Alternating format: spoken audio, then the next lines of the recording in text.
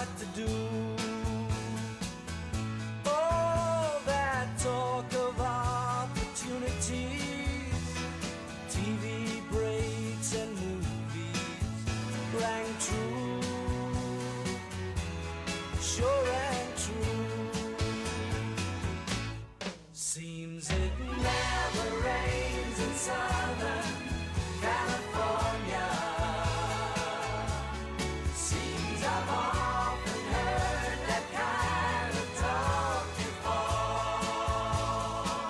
It never rains in California, but girl, don't they warn ya, it pours, man, it pours. Out of work, I'm out of my head, out of self-respect, I'm out of breath. I'm underloved, I'm underfed, I wanna go home. It never rains in California, but girl, don't they warn ya, it pours, man, it pours.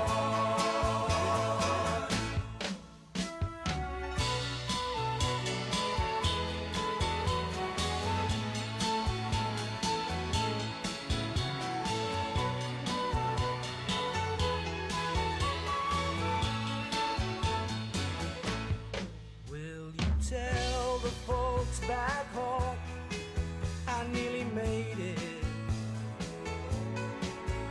Had offers but don't know which one to take. Please don't tell them how you found me. Don't tell them how you found me. Give me a break. Give me a break. Seems it never rains in Southern California. Seems I've often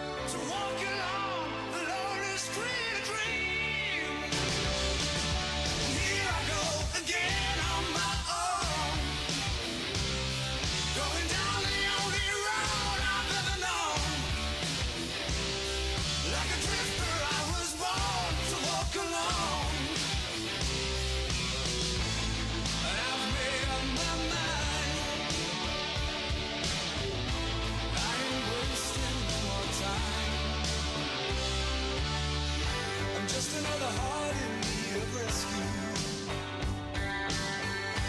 Waiting on love's sweet charity.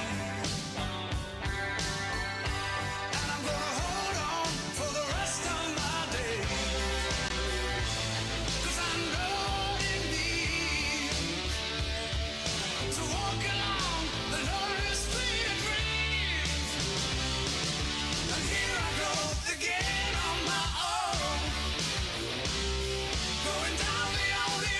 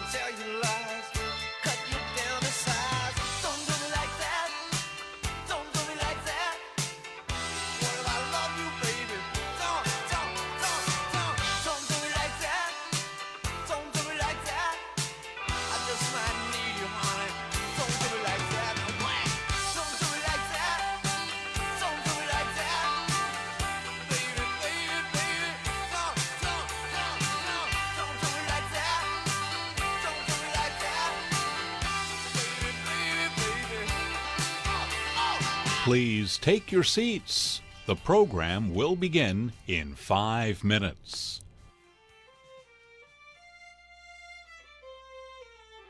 Please take your seats. The program will begin in 5 minutes.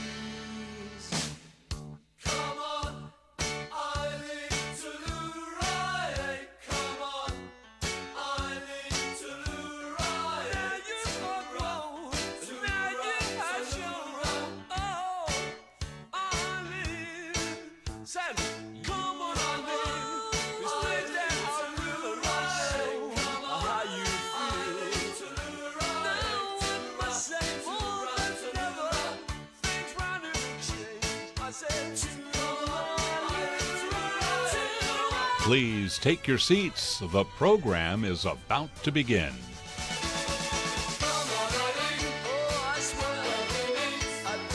Please take your seats. The program is about to begin.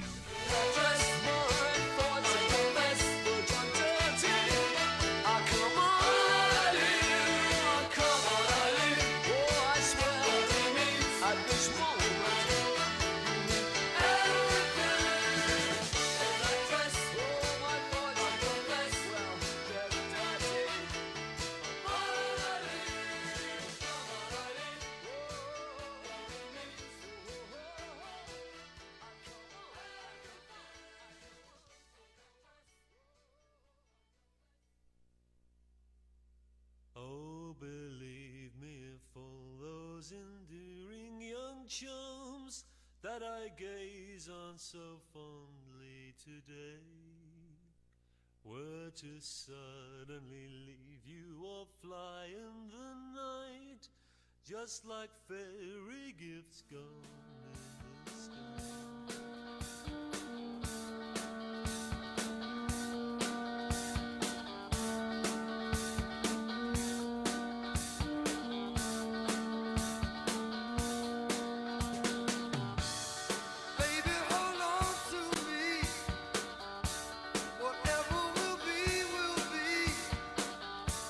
Please take your seats. The program will begin now.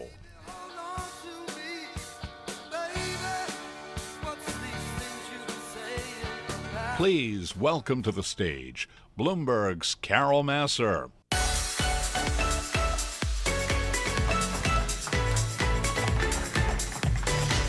I'm just kidding. So, welcome back, everybody. Hope you enjoyed the mojitos and CBD brownies. Everybody get that? Oh, that was on the 27th floor. Welcome back. Thanks for coming back. We have a great afternoon lineup. And don't forget, we really appreciate your participation, your questions. So use that QR code, scan it, and you can enter the questions as we go along. The moderators up here will see your questions and work them in. But we really do love to hear from you and your participation. And with that, I am pleased to welcome to the stage Siobhan Fitzpatrick, Chief Digital and Marketing Officer at Virgin Atlantic, Mihir Shah, Head of Enterprise Data at Fidelity Investments, and my partner in crime, meaning my co-host on Bloomberg Business Week, also an anchor for Bloomberg Quick Take, Tim Stenevec. Please welcome them.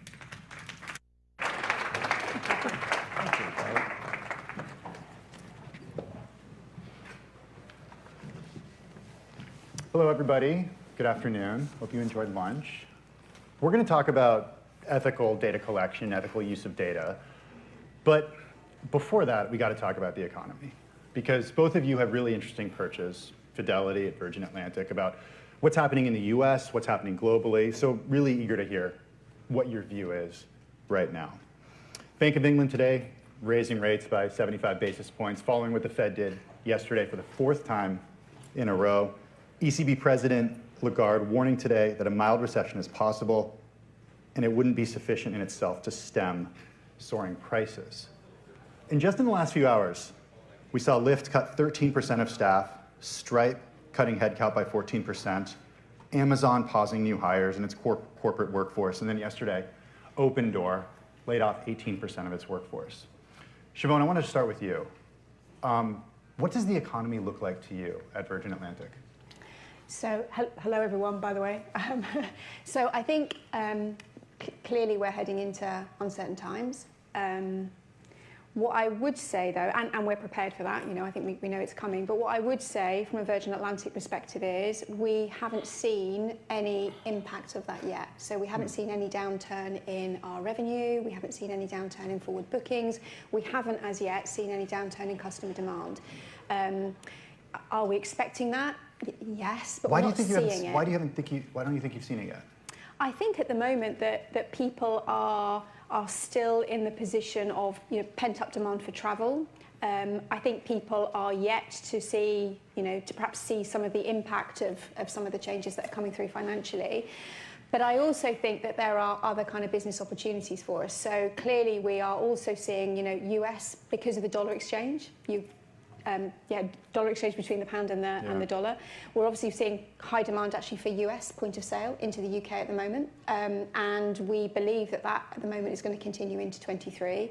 And I think that's fueled by a number of other instances. I mean, clearly with the very sad demise of the late Queen, we have seen a renewed interest in London, people coming back over to London and wanting to sort of spend time with us. And I think on your point about job losses, etc., I'm going to kind of preempt the question, which is actually going through the pandemic, we made all of those really kind of tough restructuring decisions that we had to make as an airline. And actually we're now back in a growth plan. We have just completed hiring, we're in the process of hiring 800 new crew and 150 new pilots. So at the moment, yes, is there likely to be an impact in terms of the speed of our return to profitability based on the recession? Very likely, but actually are we still on that trajectory for plan for growth? Yes, we are. Mihir, weigh in on this. I mean, you don't focus on, in your role, you're not focused on the economy, but you guys have great data at what's going on, what consumers are doing at Fidelity. Well, I'm a technologist, so I can't forecast the market, not an economist. But I think, and by the way, there's some really good articles on our website, just basically addressing some of the issues and how do you navigate, these markets. But just from internal, what I see, we hired 16,000 people in last year. We are on track to hire 12,000 more people this year, and I don't see that stopping. During the pandemic, it was a pretty volatile market. The markets are still volatile, and then these are the times when people want to call, people want to get personalized advice, and they want to know how to navigate.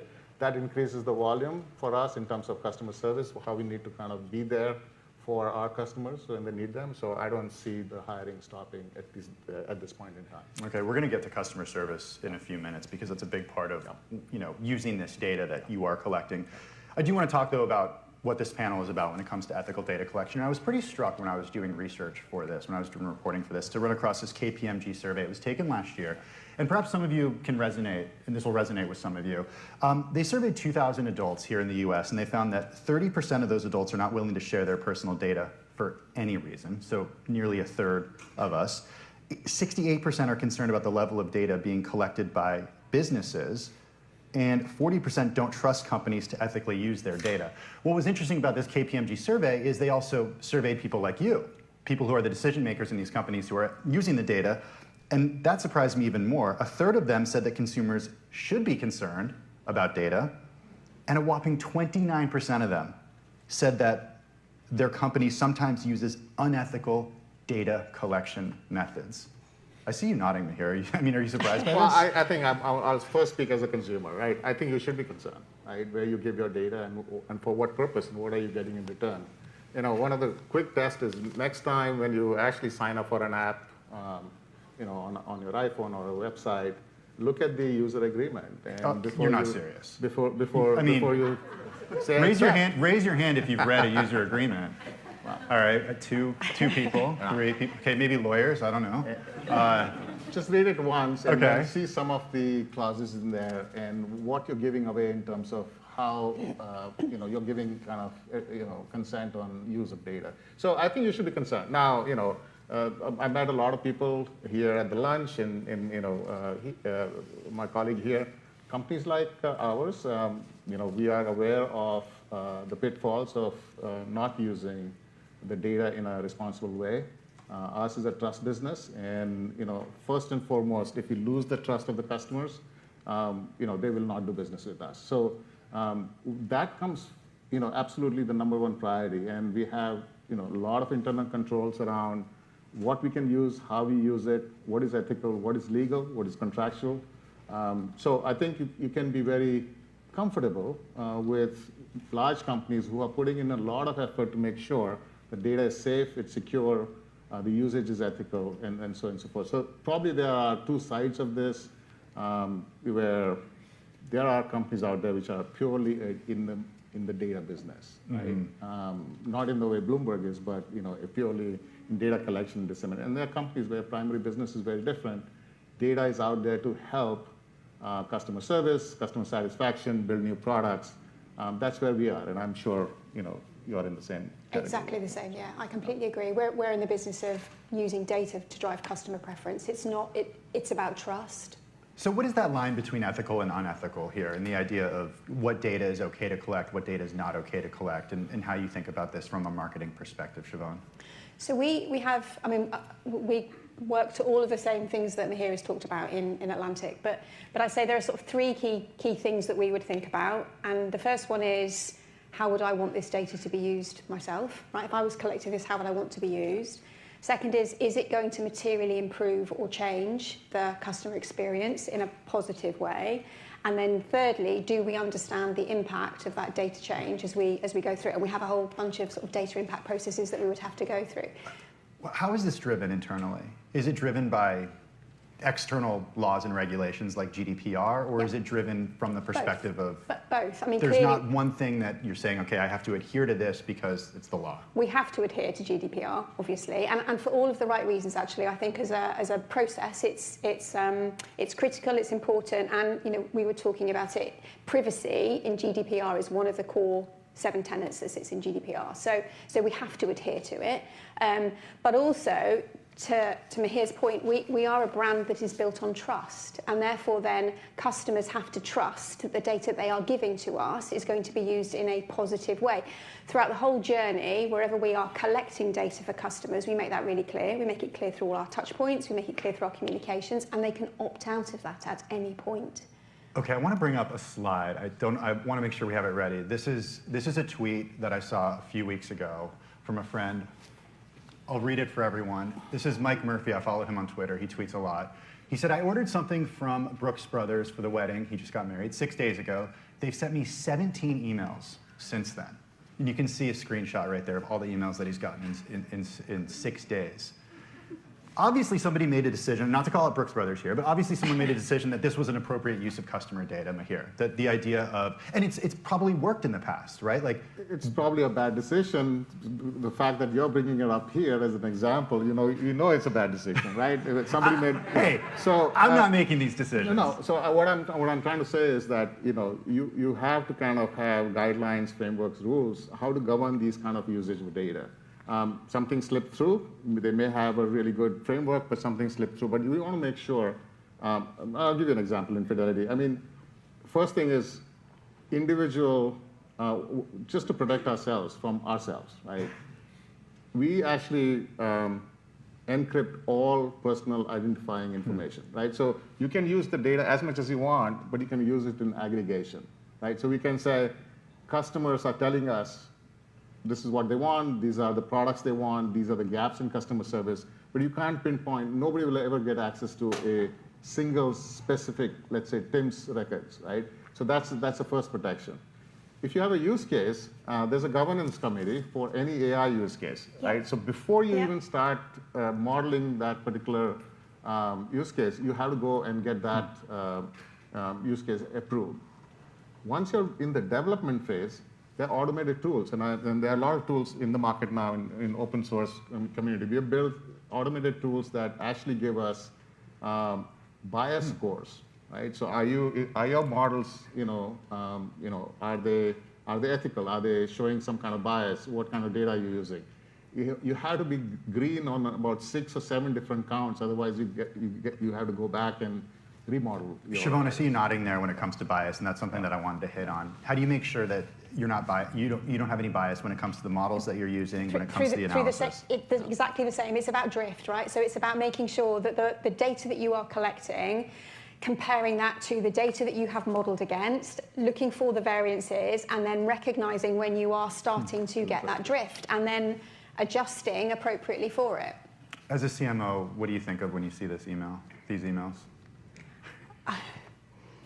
It's clearly not a good example. Really? Yeah, it's clearly not a good example. No, but to be fair, I think as well, I suspect that Brooks Brothers have all the appropriate things in place. This could be just a. Oh, and yeah, I'm not saying it's necessarily unethical or anything. No. I'm just saying it's not necessarily serving consumers the way. It's not great customer service, exactly. Right. And you will see that, right? Because customers will start to say, "Thank you very much." No, I'm going to start unsubscribing. Well, so what has been effective for you from a marketing perspective, given that you are able to collect certain amounts of data, certain amounts of data. What has been effective in terms of getting those customers on flights, getting them to fly again, and then making sure that they're delighted with their experience so they then choose you guys for their next flight? So it's important to say there are 2 types of data that we collect, right? There is data that we have to collect in order for you to be able to complete your business with us, right? So we have to be able to collect your legal name, we have to be able to collect your travel documentation, we have to be able to collect your destinations, etc. That is a requirement of travel. Anything else we collect on top of that, your preferences, is because you have chosen to give them to us. And the quid pro quo for doing that is because that there is a value exchange in doing so, which brings you into personalization. So, for example, having to tell us constantly that you want a certain type of a meal is frustrating. Having to tell us constantly that you might require special assistance is frustrating. If you give us that information and we store that in your single customer record, actually it will make that experience better. So I think where there's a value exchange, it makes sense. Does that translate into a stickier experience for a customer, though? Yes. I mean, we see that through the loyalty program, but absolutely. And we see it as well in NPS. So we know that customers who have done that exchange with. So, for example, we have a mechanism where we call it pre-order, pre-select, where you can tell us in advance your meal preference. Great for us because it reduces wastage on the plane, but great for a customer because you have that personalized experience. We have seen a 10-point improvement in NPS on food and beverage for those customers who partake in that survey. You have different goals when it comes to the data that you collect, Mihir. I mean, you're not necessarily trying to get people, you want people to stay on the Fidelity platform, but you're not in the marketing, from a marketing perspective, trying to attract new people to it, correct? It's really about customer experience, which is probably the Existing biggest, customer existing experience. customer experience, which is probably the biggest differentiator in financial services. I would say the products kind of look the same.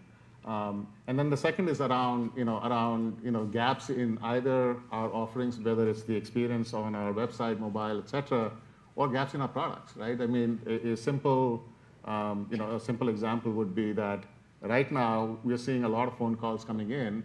We're saying they're worried about inflation, and they're calling the phone lines. And what we could do proactively is, once we notice that, we can actually have our experts write up an article or a point of view and put it on our website, which is exactly what So you're doing analysis of transcripts of calls. That's right. It's telling you that inflation is a key concern for customers, Yeah. and you could proactively take that on by publishing some article about inflation. Or also publishing internal points of view to our advisors. So our advisors, when they personally meet the customers in the branches, they also have the same kind of analysis that is done. Siobhan, are you doing anything like that when it comes to AI? We do the same. So we have listening. We have a contact center system which will look at actually where. Same thing, volume of calls that are coming in, where are we seeing the biggest pain points or breakages for customers, and that will then inform our development roadmaps, our digital experience, our customer journeys piece. We do the same with web data, look at where have we got the holes in the bucket, where are we seeing constant kind of breakage and fallout, what can we do to improve that? How else are you using AI? We're also looking at automation, so just also improving processes, being able to kind of expedite or speed up some of the things that we would want to do through that contact center, to look at machine learning for most frequently asked questions, how can we better direct customers through help channels, search channels, etc., and just optimizing within the organization. Just going back to the customer service example. So we get, the biggest challenge is we have 35 million customers. Just on a workplace business, we get about 17 million calls a year. So when we say our primary goal is to listen to our customers and listen to what they're saying, how do you listen to 35 million customers, right? And that's where technology comes in, and data comes in, and AI comes in, is that we are actually be able to do what we are saying, which is listen to our customers, through automated transcription of our phone calls, and also the rep notes when you visit, your branches and things like that. Can you take us more into what happens internally when you're talking about different data that you want to collect? I mean, I would imagine that any sort of roadblocks or any sort of rules that say you can't collect this data make your job more difficult. So first thing is we're not out there looking for new data to collect. Most of the data is actually part of your relationship with us, right? So you can actually start a relationship with, say, Fidelity by giving just the amount of data that is on your driver's license, right? And that's by law. We have to know who you are and verify who you are. And that's it. And basically, at that point, you may choose not to give us anything if there is no value exchange.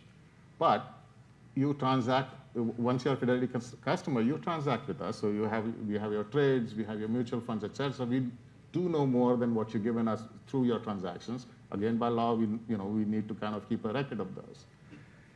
You progress down if you want financial advice, and you have certain goals in life, retirement, marriage, divorce, your life events, and if you want to talk about those with your financial advisor, then you have to actually sit down and share more about maybe your expenses or maybe other incomes. So progressively, there is a value exchange, and you are giving data only when you are really getting something in return, right? And that data is good enough for us to do a lot of analysis, call, whether it's your intent and why you called, new products you're looking for. I mean, some of our new product offerings in alternative space and ESG, sustainable products, et cetera, all came from listening to our customers, right, and what they're saying. Listening to your customers when they're on the phone, asking about it, and analyzing transcripts, or that's one mechanism. There would be focus groups and surveys, they'll be walking into the branches. There's also looking at trends outside. So it's all part of your scanning, what's coming next, and so on and so forth. Right? Siobhan, jump on in. You're I was nodding. going to say the other, completely agree. The other, I guess, challenge that we have had is that as an airline, we transact through a distribution model, right? We don't, and not everything comes through a direct channel. Meaning an online travel agency, an Yeah, OTA. exactly. The OTA, TMC, etc. And so, pre-pandemic, we had contact information for about 40% of the people who would travel with us, right? Which was kind of okay, not great. Meant if there was changes to your flying schedule, you'd come through an indirect channel or through a direct channel, and we didn't have your contact details. Quite difficult for us to inform you of schedule changes. During the pandemic, obviously, became a serious issue, and so explaining to customers, both direct and indirect, why we wanted that information to keep them up to date with changes in travel regulations, changes in entry into organisations, entry into countries. We've now gone from having a contact rate of 40 to literally nearly 100%. So the hurdle on that point was then having conversations with the owners of that third-party data to explain to them it's not about acquisition of their customers, it's about a better service. Okay, so that actually brings me. Can Go ahead. Expand that. I think the problem with companies like us and big, large companies is not about collecting new data about customers. It's about utilizing the data that you already have. Yeah. And that's really the biggest challenge in most companies, that we are underinvested in data engineering, data architecture for the last 20 years, right? And we're trying to do a catch-up, and it still doesn't work. It's all fragmented. So data is either kind of the captive of an org structure or captive of a business function, and it's not a platform. And we talk about platforms a lot, but data itself should be an enterprise platform, and we have not invested enough. So my role actually is not about getting new data, but is organizing our data that we already have in a way that not only we can utilize it at a variety of different value points for our customer, but also protect it. If you have data spread all over the place, it's very difficult to protect it also. Okay, so if it's more about processing the data that you have and less about collecting new data, then do you think it's less important for customers to be okay with data collection if you don't necessarily need new data at this point? I would say at Atlantic, we're both, right? So we're on the same journey in terms of building that single view of a customer. That's CDP, understanding that single profile, that identity, attaching all the data that we do hold about them together in a useful, helpful, relevant place, one version of the truth, being able to use that either in time or in real time. But we also want to acquire, part of our growth strategy, we want to acquire new people into the organisation. So for us, it's both. But I think it comes back to that being really clear why you are using it and what is the benefit for giving us that data exchange. Customers don't have to do it. I want to go back to something that you said just a few minutes, Siobhan, the idea that people are now seeking out this information during the pandemic about, okay, where is it okay to fly, that sort of stuff. Yeah. How do you think customers view their data differently, or their willingness to give their data to companies as a result of the pandemic? And the reason I thought of this is, I'm thinking about other things that I have to show people as a result of the pandemic. Vaccine card, talk about when I got my last booster, that sort of thing. Yeah. Has that changed us? Really, we've seen nothing but really positive feedback for making that much simpler, much easier.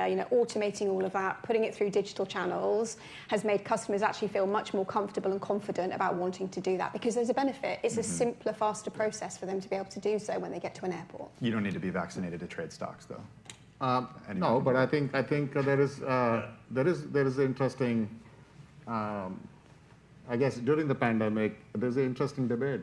I think people have realized that there's a trade-off between safety and privacy, right? You have to probably share your vaccination information to get into an airport, and there is no way around it, right? So I think that it has caused a little bit of a debate around these trade-offs that you have to make.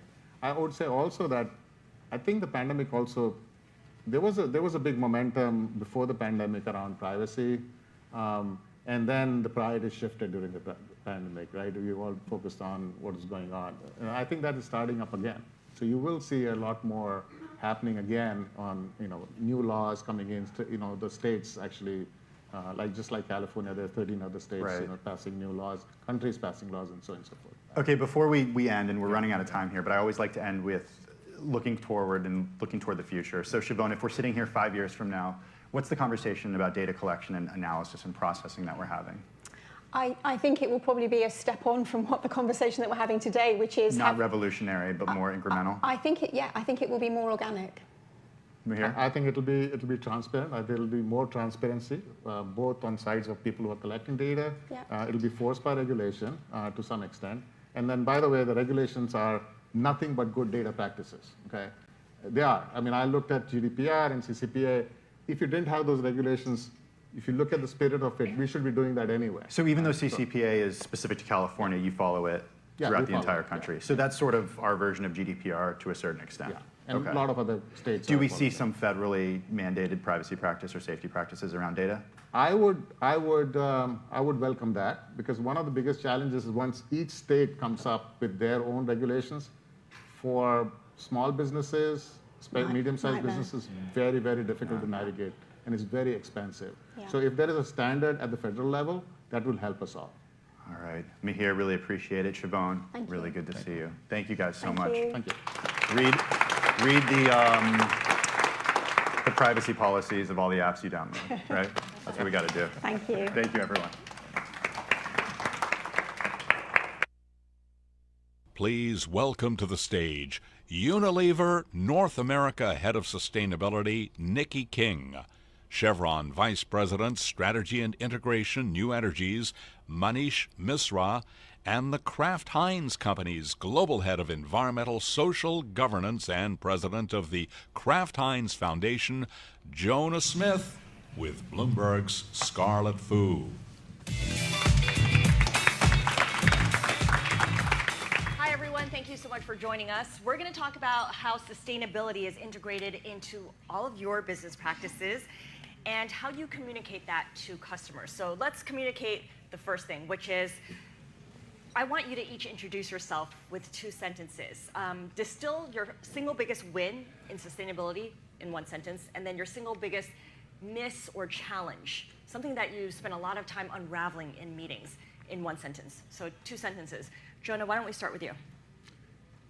So Jonah Smith, Global Head of Environmental Social Governance with Kraft Heinz Company, also the President of the Kraft Heinz Foundation. Pardon for my voice. 90% of my work is the ESG stuff, and then about 10% is the foundation work. Very difficult to answer that question and quickly, but I would say, because it's such a vast area, but I would say, we righted the ship on our manufacturing targets, so reduction of water, energy waste, and greenhouse gas emissions, where we previously missed on some of those targets. We righted the ship by embedding accountable KPIs with the right employees and colleagues, cross-functional sharing of best practices across our global footprint, smart investments, all those things helped us right the ship. So I said that's been a really big win for us. Okay. The most challenging area, again, difficult because there are several, but I would say packaging. We've got a commitment to be 100% recyclable, reusable, compostable by 2025. And it's extremely, we're making progress. We're about 84% of the way there right now today. But it's extremely technically challenging. You also have to do this a lot of times with partners, with our supply, our packaging partners. The packaging has to still meet all the specifications in terms of safety, in terms of performance, and all those things, shelf life, et cetera. So those demands are technically very challenging, but we're making great progress. We just launched a Pulpex paper-based Heinz tomato ketchup bottle. We also announced we're going to launch later this year a fully circular Heinz tomato ketchup bottle in Europe. Okay, so packaging is on the to-do list. Manish, what about you? Biggest win and something that you're still working on?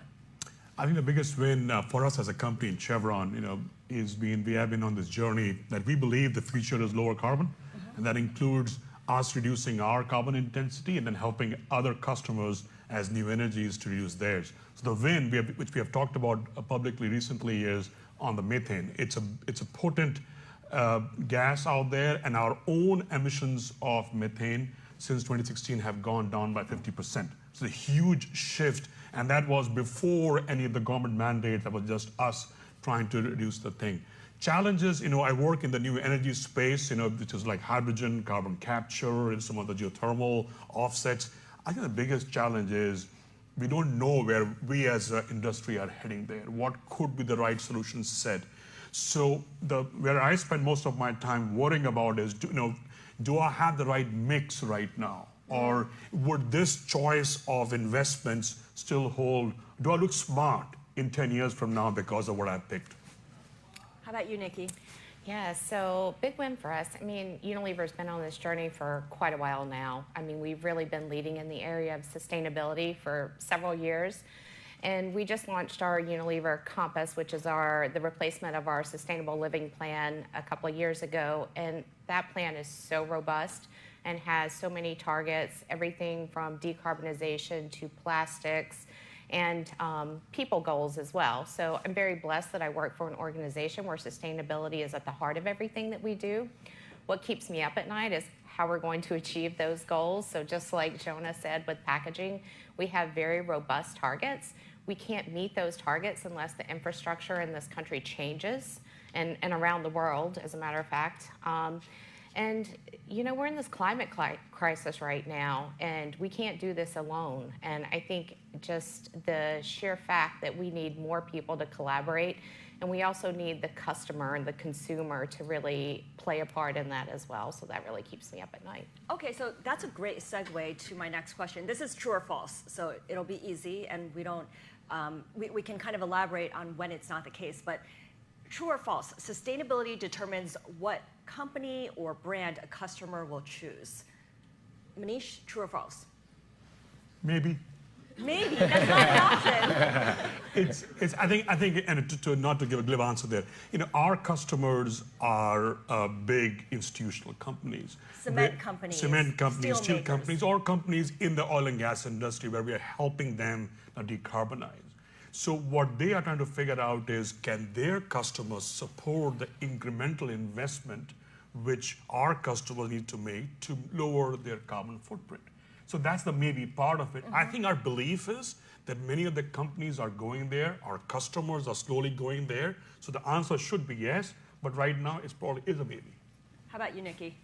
I think true. I think consumers do care. I mean, if you look at studies that are out there, there was a Kantar report that said 94% of consumers want to live more sustainably. And so they're all concerned about the climate crisis. I mean, we've seen such a rise in that sentiment in the past couple of years. So absolutely, I do think consumers care. Jonah, what about you? I mean, I kind of like Manish's answer with the maybe. You forced me to a big asterisk. You forced me to distill it to just a true or false. Absolutely true. I mean, but I would say it does vary based on where you are in the world. Like right now, we're in a highly inflationary environment. Yes. There's war going on. There's all sorts of other supply chain issues. So people also have to be responsible about feeding their family and making choices. So there's balance there. But I would say absolutely to Nikki's points. I've been doing this for 20 years in this space, and there certainly has been a paradigm shift over the past 2 decades. And you can look at not just studies, but actual stats, sales related to sustainable products in terms of the market share. It's just exponential growth for the past it's like 10, 15 years, and also the premium that typically people are willing to pay, aligning their social values, environmental values with their purchasing power. Well, this event is all about the customer, and we're focused on the customer, but I am curious about the other stakeholders that your companies serve. Stakeholders like investors, the board, for instance, employees, the local community. Are those stakeholders sometimes more out front than your customers or consumers in pushing for sustainability? Do you see that at certain times? Nikki? I think we do, absolutely. I mean, one of the things that we did last year is we created this climate transition action plan. And we were one of the first companies of our size to do that. And it really lays out our climate goals, how we're going to achieve those goals. It's our roadmap to decarbonization, basically. And we took that and we put it before a shareholder vote. We were very shocked to find that 99.6% of shareholders voted in favor of it. So what did you think it was going to get? Maybe 50%. Really? Yeah. So we were really shocked to have that 99% vote. And so to me, that shows that our shareholders really care, and this is important to them. Manish, what about you? What do you think in terms of other stakeholders? So I think the answer is that all of our stakeholders believe the future for energy is lower carbon. So there is no ambiguity around it. I think there is support. Who's leading the way? Who's out front? I think right now, to be honest, it's the policy is leading the way, because that's what has led. If you look at it historically, the reason solar and wind right now are very competitive is because there's a lot of long-time policy support. So now that we have the scale to get the cost down. So policy is leading the way, but I think our investor base, like in case of Chevron, they believe that we have to be prudent in the way we proceed. So that does not mean that we stop investing in our traditional businesses, especially in the times like this, where there's a large cost because of the higher oil prices. So we have to improve production in a safe, reliable, and a clean fashion. At the same time, knowing the future is lower carbon, our investors expect us to start investing in developing that optionality too. Especially if your investor base also shifts to include more investors who are focused on ESG principles than perhaps in the past. What do you see, Jonah? How have things changed? You referred to the fact that we're in an inflationary environment. Are other investors more out front, or is it still the customer driving everything when you've got an economy that's slowing down and possibly tipping into recession sometime next year? Yeah, I still think, I think it's a variety of stakeholders, and I agree. We just did updated our materiality assessment. We talked to, a variety of stakeholders, whether it's suppliers, customers, NGOs, industry, coalitions, customers, consumers, and so forth, and investors, and you hear it from everyone. But I would say that, in terms of your question, it's really shifted again. I'm also actually a registered investment advisor. I did a stint in social responsible investing for a while. And it used to be more boutique ESG firms that were asking about ESG. Now we do investor engagement throughout the year, sometimes Q4 and Q1, a little heavy-handed. But it's not just boutique firms anymore. It's your big BlackRocks and your Vanguards and all these major investment platforms that are making ESG a centerpiece of their investment platform. Because why? Because they know that their clientele are asking for the same thing. So I'll bring it back to the consumers, but it's undeniable in terms of because that's kind of where it starts, like at the end result, right? Consumers, and then and then everything that comes to the value chain before that kind of like connects up back to that. But I would say that it's undeniable. Like climate science, it's undeniable. It's here. It's everywhere, and you have to address it. Okay, so it's integrated into the processes, into everyone's mindset. I want to bring in a question from the audience, and thank you to whoever sent it in. Please continue to do so. How does the war in Ukraine affect sustainability? We mentioned inflation and how things are changing. The economy is slowing. What about Ukraine? All of you have global companies, work globally around the world. You have operations that are directly affected by what's happening in Ukraine and some that are less directly affected. Manish, do you want to take this one first? Sure, and I think it's a great question. And the answer is not affecting our long-term goals. Because especially if you believe the future of energy is lower carbon, and it is a transition, right? It's not a switch. This energy industry has been in transition right from the whale oil, but it used to use that to light up the streets of New York, to where we are right now. So the transition is real. It is going to be lower carbon energy in the future. I think what the unfortunate conflict in Ukraine has highlighted is the importance of our traditional sources in this transition. You cannot wish it away. You have to be thoughtful about it, and that's exactly what we're doing. So there's no change in the way we are in our efforts, in our focus, or our investments in this area. So no one said, let's go back and look at the plan and see if we need to make adjustments because of what's happening in Ukraine? Not for Chevron, for sure. Nikki, what about you? I would say the exact same thing. No change. We're still focused on our goals, and the war has not impacted that. Jonah? Yeah, so I would say that, first of all, truly unfortunate what's going on, tragic in that area. But I would say that for us, we also look at it as an opportunity to kind of come back in and look at our long-term strategy. We're challenging, tough times. It makes you look inward and see, make sure that your plan is robust enough to achieve what you need to achieve. So we absolutely look at that, look at the supply chain, look at in terms of impact on people, how do people get food security and access to it and everything else. As a global food company, we really feel it's our responsibility in some way to keep food on the shelves, so people can get food and everything else. So we certainly look at all of our our plans and our processes and try to optimize those, make them resilient, without compromising on our ESG agenda, right? So if if it means that we have to shift supply or something, we still have to have all the human rights governance. We still have to have all the, Nikki talked a lot about climate change, and we announced our net zero ambition to achieve net zero carbon by 2050, having our emissions by 2030. We announced that last year. That's just one of many ESG agendas. All those things we still have to achieve. So we need to look at that and figure out how we do it in the still. So you look at it as an opportunity to tweak what already exists and maybe make it better, make it That's right. more resilient, more robust. That's right. We have another question about investors. How do you combine sustainability versus corporate performance for shareholders? So I want to get to costs, because that's going to factor in. That of course affects profit margins, and it also affects the expense line, and it attracts attention from the investment community. So reducing your carbon footprint, we've agreed, is the right thing to do. Customers want it, investors want it, but are customers willing to pay for it? And are investors willing to pay for it? Let's start with the customer angle first. Nikki, what are the financial costs to customers when you incorporate sustainability into your products, into your services, into your operations?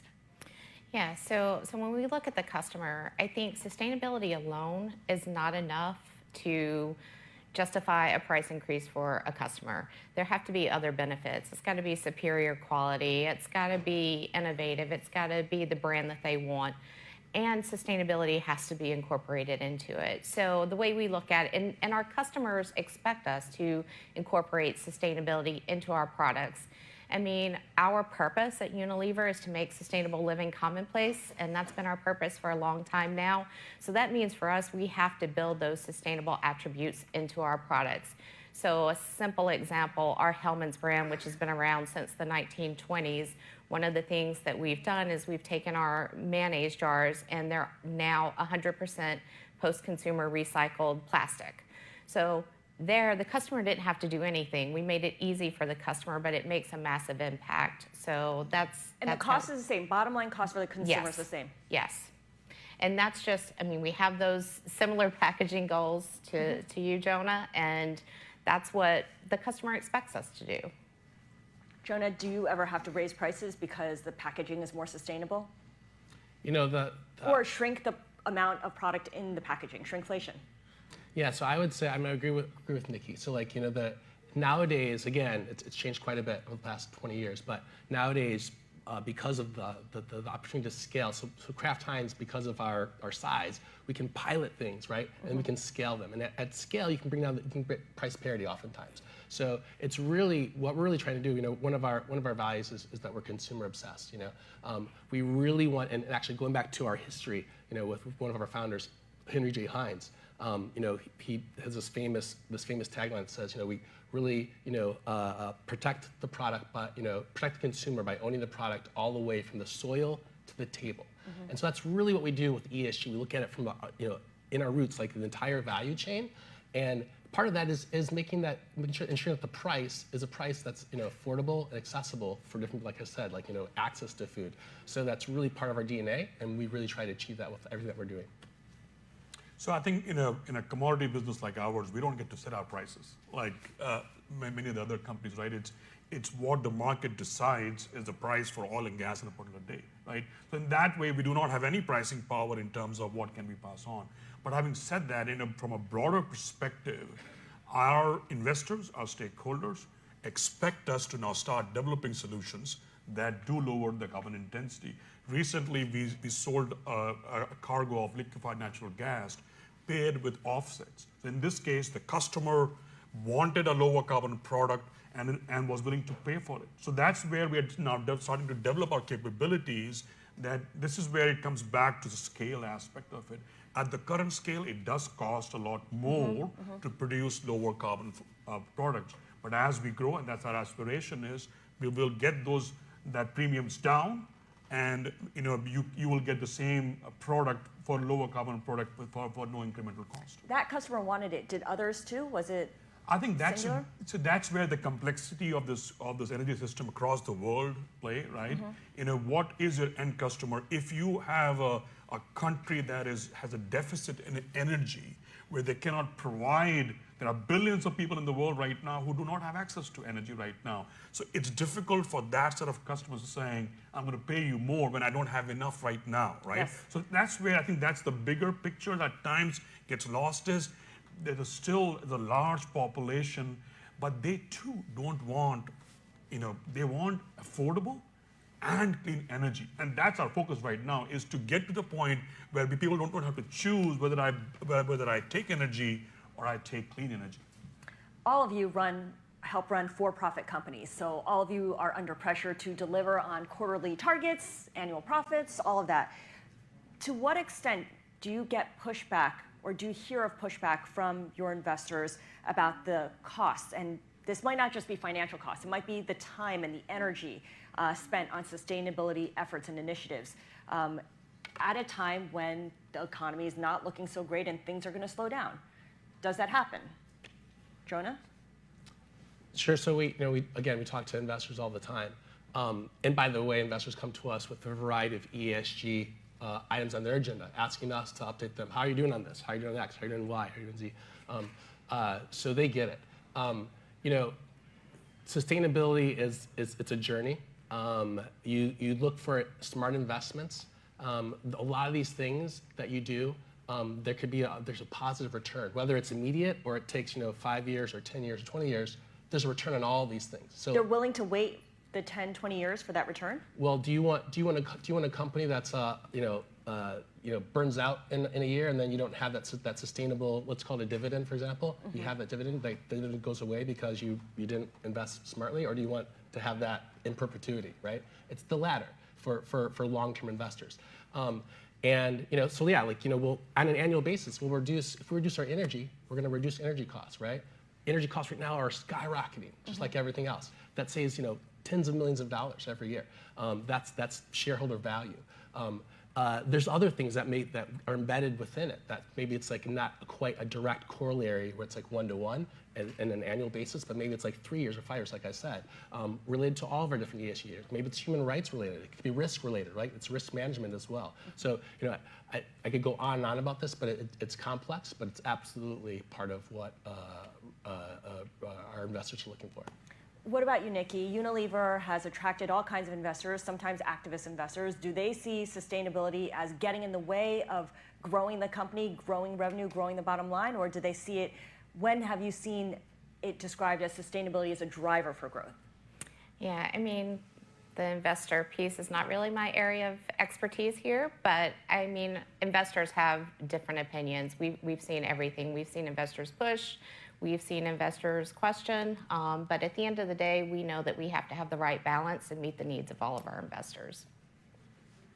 Manish? So I think for Chevron, we have a similarly very wide diversity of opinions among the investors, but our stated policy of higher returns, lower carbon has been warmly embraced. I think when we rolled out our new Chevron New Energies as in a big event last year, very positive feedback because they appreciate us looking at the near term. Our investor base does appreciate the dividends that Chevron provides, right? And we have a strong, long track record of that. So what we are telling them is we will still maintain the capital discipline. We will still return the dividends that our shareholders have come to expect of us and work to lower our carbon and to grow businesses that can help others lower their carbon. So I think we have not seen any, change from our investors because that's a part of, as others mentioned on there, it's a part of our jobs to reach out and get our investors. They own this company, right? So we do get a lot of feedback from our investors in terms of what they want us to do, and so far, what our path has got a lot of approvals. Jonah, you had mentioned journey, the word journey, and I heard it a couple of times, and I want to ask you about this because incorporating ESG into your processes, your products, your operations, can be described as many things: movement, initiative. I've read revolution. That must have been on some marketing blog. But in any case, why is the word journey so popular when used to describe this? I ask because to me it sounds like a marketing buzzword. It sounds kind of soft. It sounds kind of wishful thinking, meandering. Oh, we're on a journey. It doesn't sound like a hard mandate. Why is journey the word of choice? Well, I've always used that term myself because I think it's bringing the being authentic and being transparency to it. Like that, no company is 100% sustainable. No person is. None of us will ever be 100% sustainable. So you will never get to a destination that's going to say, "Oh, we've done it now. We're there." So it's a long journey. It's a marathon, not a sprint. And you can't check it off as done. You can't check it off as done. You're going to have milestones along the way, and Kraft Heinz, we're leading in some spaces and ESG, and we'll continue to do that, and we want to do that. But there are going to be certain areas that you can say, yes, we've achieved this target, but then now what else can we do? How can we optimize this? And it's going to change also. Like the world's changing, things change. So for me, that's why it's a journey.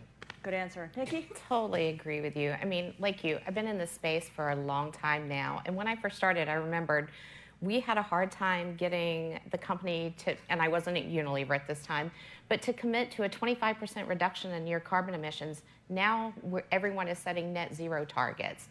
This doesn't happen overnight, and it is a journey. I mean, the more companies that come online and sign up for these targets, the more we're going to do together. And I think that's what we're seeing now, is it really is a journey. And Manish, you mentioned earlier that policy is driving a lot of the initiative, the journey. Talk about the one thing, and I'd like each of you to think about this. What's the one thing you want to see from regulators when it comes to sustainability that would make your job easier to drive growth? So it's a great question. Policy, especially in this new energy space where the markets are very nascent, the technologies are immature, the customers are still making their mind, policy has a big role to play. And we have been very vocal about the kind of things that we need the governments across the world, right? So we need an enabling mechanism where it may not make sense for a pure profit and loss, but we need to start investing in that space. That's why policy in this is very important, both from trying to help set up new businesses, as well as on the permitting side. I mean, right now, there are parts of the world where it is economic to do lower carbon projects, but it's almost impossible to execute them because of the permitting. And Europe is a good example where we are not that active right now, but despite of the current crisis, they have been unable to process solar and wind applications because of the processes in place, right? So both on the policy side and on the regulatory side. I totally agree with you, absolutely. I mean, we see with packaging, just trying to get infrastructure in place to meet our goals is almost impossible. And that's why things like EPR come into play, which is going to help with that. EPR stands for? Extended Producer Responsibility. So hopefully that will help create better infrastructure. Standardization. Exactly. Jonah? Yes, I would agree. So I think that policy in terms of, and regulation in terms of, it can do a couple of things. To Manish's point, it can prevent a certain amount of environmental degradation, for example, but also then provide incentives in terms of the upside potential. So it can be very beneficial in that aspect. But also at the same time, we need regulators to really be mindful of any new. It's different. It's different in state to state. It's different globally. It's different from each ESG area, whether it's animal welfare or packaging. A lot of regulation on packaging, product health, and so forth. But they also need to be mindful in terms of allowing companies to be, we're big global companies. We can't turn on a dime like a big ship or something. So and allow us to embed, be enabler of our ESG agenda. Allow us to embed it within our strategy and our plans, so that we have a look 3-5 years out, and also to give us enough guide rails and specifics around all these different areas that allow us to then address them and allow us to provide input back in so we can do it together. Because, to Nikki's point, like on packaging, for example, Yeah, we can design for recyclability. We can design compostable packaging, which we're doing all these things. But at the end of the day, we also need people. We need consumers to actually sort properly. We need municipalities to pick up. Yeah. And or it's only being done on one end and not the other. Yes, and then the facilities that actually, with the technology, then also then sort from there. So like it's a collaborative effort. All right, we'll try to make it a virtuous circle then. Thank you so much, Jonas Smith of Kraft Heinz, Nikki King of Unilever North America, and Manish Misra of Chevron New Energies. Really appreciate it. Thank you. Thank you.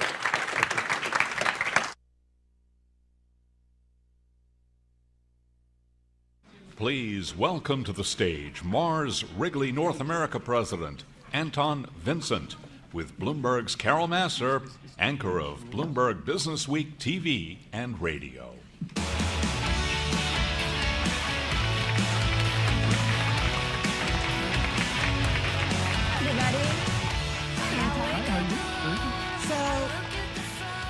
M&Ms? M&Ms. What about M&Ms? We love M&Ms. Did you bring me any? I can bring you as many as you want. Snickers too? Snickers too, and Three Musketeers and Twix, and I can go down the line. So. Even though it's just been Halloween, we produced those Halloween products earlier in the year, so we have plenty of capacity. Next time. Next time. Let's talk about the world. Like Halloween's a big one for you guys. Yeah. How does the world feel right now? Well, as it relates to Halloween, this is one of the biggest rituals in the United States in terms of what, the general public participates in. And this is the first, I would call it, unencumbered Halloween we've had in about 3 years. And so we've seen business be absolutely robust. And we knew that was going to happen. We tried to prepare for it. Better than you expected? Better than we expected. Yeah, better than we expected. And so we're seeing not just good orders, but we're seeing good sell-through on the back end as well, which is the real telltale. Because, we can do a great job in getting it there, but consumers have to transact, they have to consume, and see the shelves get down. So I think we're very pleased around what we're seeing for the season. So I have to say, one of the things I wanted to kind of start with, we had a planning call, and you said to me, we were wrapping up the call, it was at the tail end, and you said, quote, I think, my transcription is right, when we look back and how we manage this time, what we do for the next 2 to 3 years as leaders will be managing for a long, long time. Right, yeah. Why is it? That sounds pretty heavy. Yeah, it sounds pretty heavy because, look, COVID was a black swan event. Yeah. I mean, it was a textbook case of a black swan event. We didn't see it coming. It was much more intense than we anticipated. And candidly, the world was not that prepared to deal with it. But we learned a lot about ourselves. We learned a lot about our companies. We learned a lot about, in our cases, our brands. Yeah. And the things that we learned was consumers love our brands. And I think we knew that. I think that was reinforced, I think, during the pandemic. Did consumers eat a ton? I wouldn't say a ton, but what I would say is they really enjoy it. And I think part of anybody put on weight? But they really enjoy it. And I think what they found when you're at home and you can't have your normal mobility patterns, you make choices. And I think consumers made choices. They connected with things that were comfortable for them, that was familiar with them. And, in our case, confection was one of those things. And in some cases, they changed their buying patterns because people didn't know if they're going to have access to a grocery store. Yes, online, but maybe a physical brick and mortar store didn't know. And so they tended to inventory more product than they would have ordinarily done. And so we're starting to see that even out post-COVID. I think the second thing is, certainly for our associates, their concept of work. And how do you value work? Where do you produce work? And what is that relationship between work and your life that you've just reevaluated for the last 2 or 3 years? And so you can imagine, yes, an existing household, but imagine a younger household that's going through this, or a Gen Z person is sort of saying, wow, my sense of the world is now unstable. I may value things differently moving forward, whether it's consumer choice, whether it's where they live, whether it's how they act, whether it's what they work, whether what work means to them. So I think there was a lot of reconsideration around that. So I do think we're in that reevaluation period for quite a few things. And I think certainly for larger companies, global companies, how do we feed into that? How do we co-create around what that experience should be? And how do we deliver a work experience in particular where we can attract talent? It sounds kind of warm and fuzzy. But getting workers back, I think this is the real dilemma because safe to say during the pandemic, right after it, many of the conversations we had about working from home, a lot of very well-known heads of companies were like, yeah, we're going to let them work for long, forever, maybe. Fast forward, that's really not the case. What do you think and what are you guys assessing in terms of ensuring growth going forward? What do you need to do in terms of workers? Do they have to be in the office? Yeah, well, here's the dilemma. We spent essentially 2 years proving you could actually do work from home. Yeah. So, so producing work is not the issue. I think for large corporations who are trying to have a great talent base and sort of create development and progression, it is about what does that culture feel like? How do you create a culture where you can attract the best talent across the world?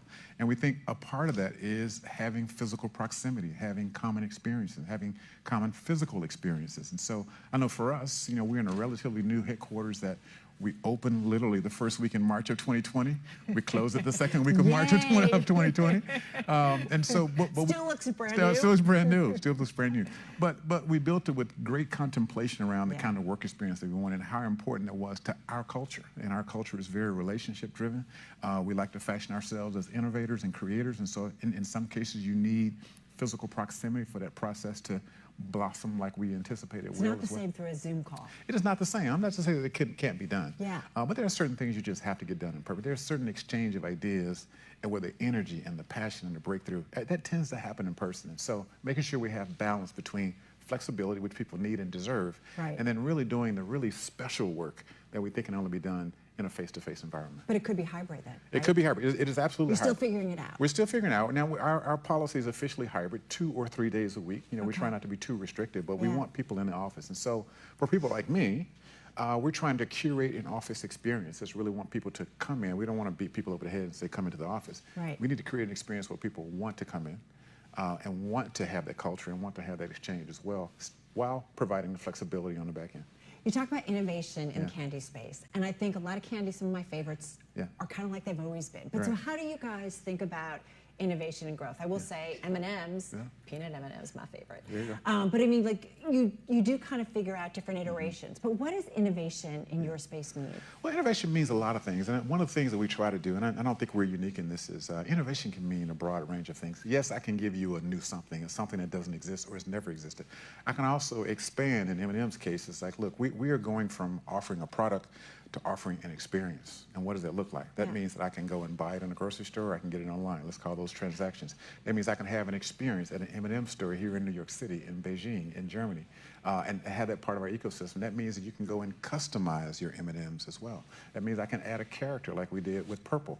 First character in 10 years. And what does that mean? That means that we're trying to make M&Ms mean something, have a point of view in the world, and hopefully that's consistent with our growing consumer set. It moves the needle. It definitely moves the needle. It has to move the needle. It's an 83-year-old brand. So if you can't think in a very integrated way that it's going to appeal to a broad set of folks in ways that make sense for their value system and that brand's value system, then you're going to be dead in the water. So I think we have connected with that and really trying to advance that as well. When it comes to a consumer product like that, and I think about when I buy candy, a lot of times it's I'm at the store, I'm at the checkout, or I'm on a road trip, and I'm like, but you have stores. What do those stores do for elevating the brand, maybe reaching different customers, or as you said, creating an experience? Well, you know, the way we try to design the store is that it is very much of an experience, and it is a physical experience in our case. And so the store in New York City, look, you're gonna find things in the store that you can't find online, that you can't find in a grocery store, for instance. And so that's one.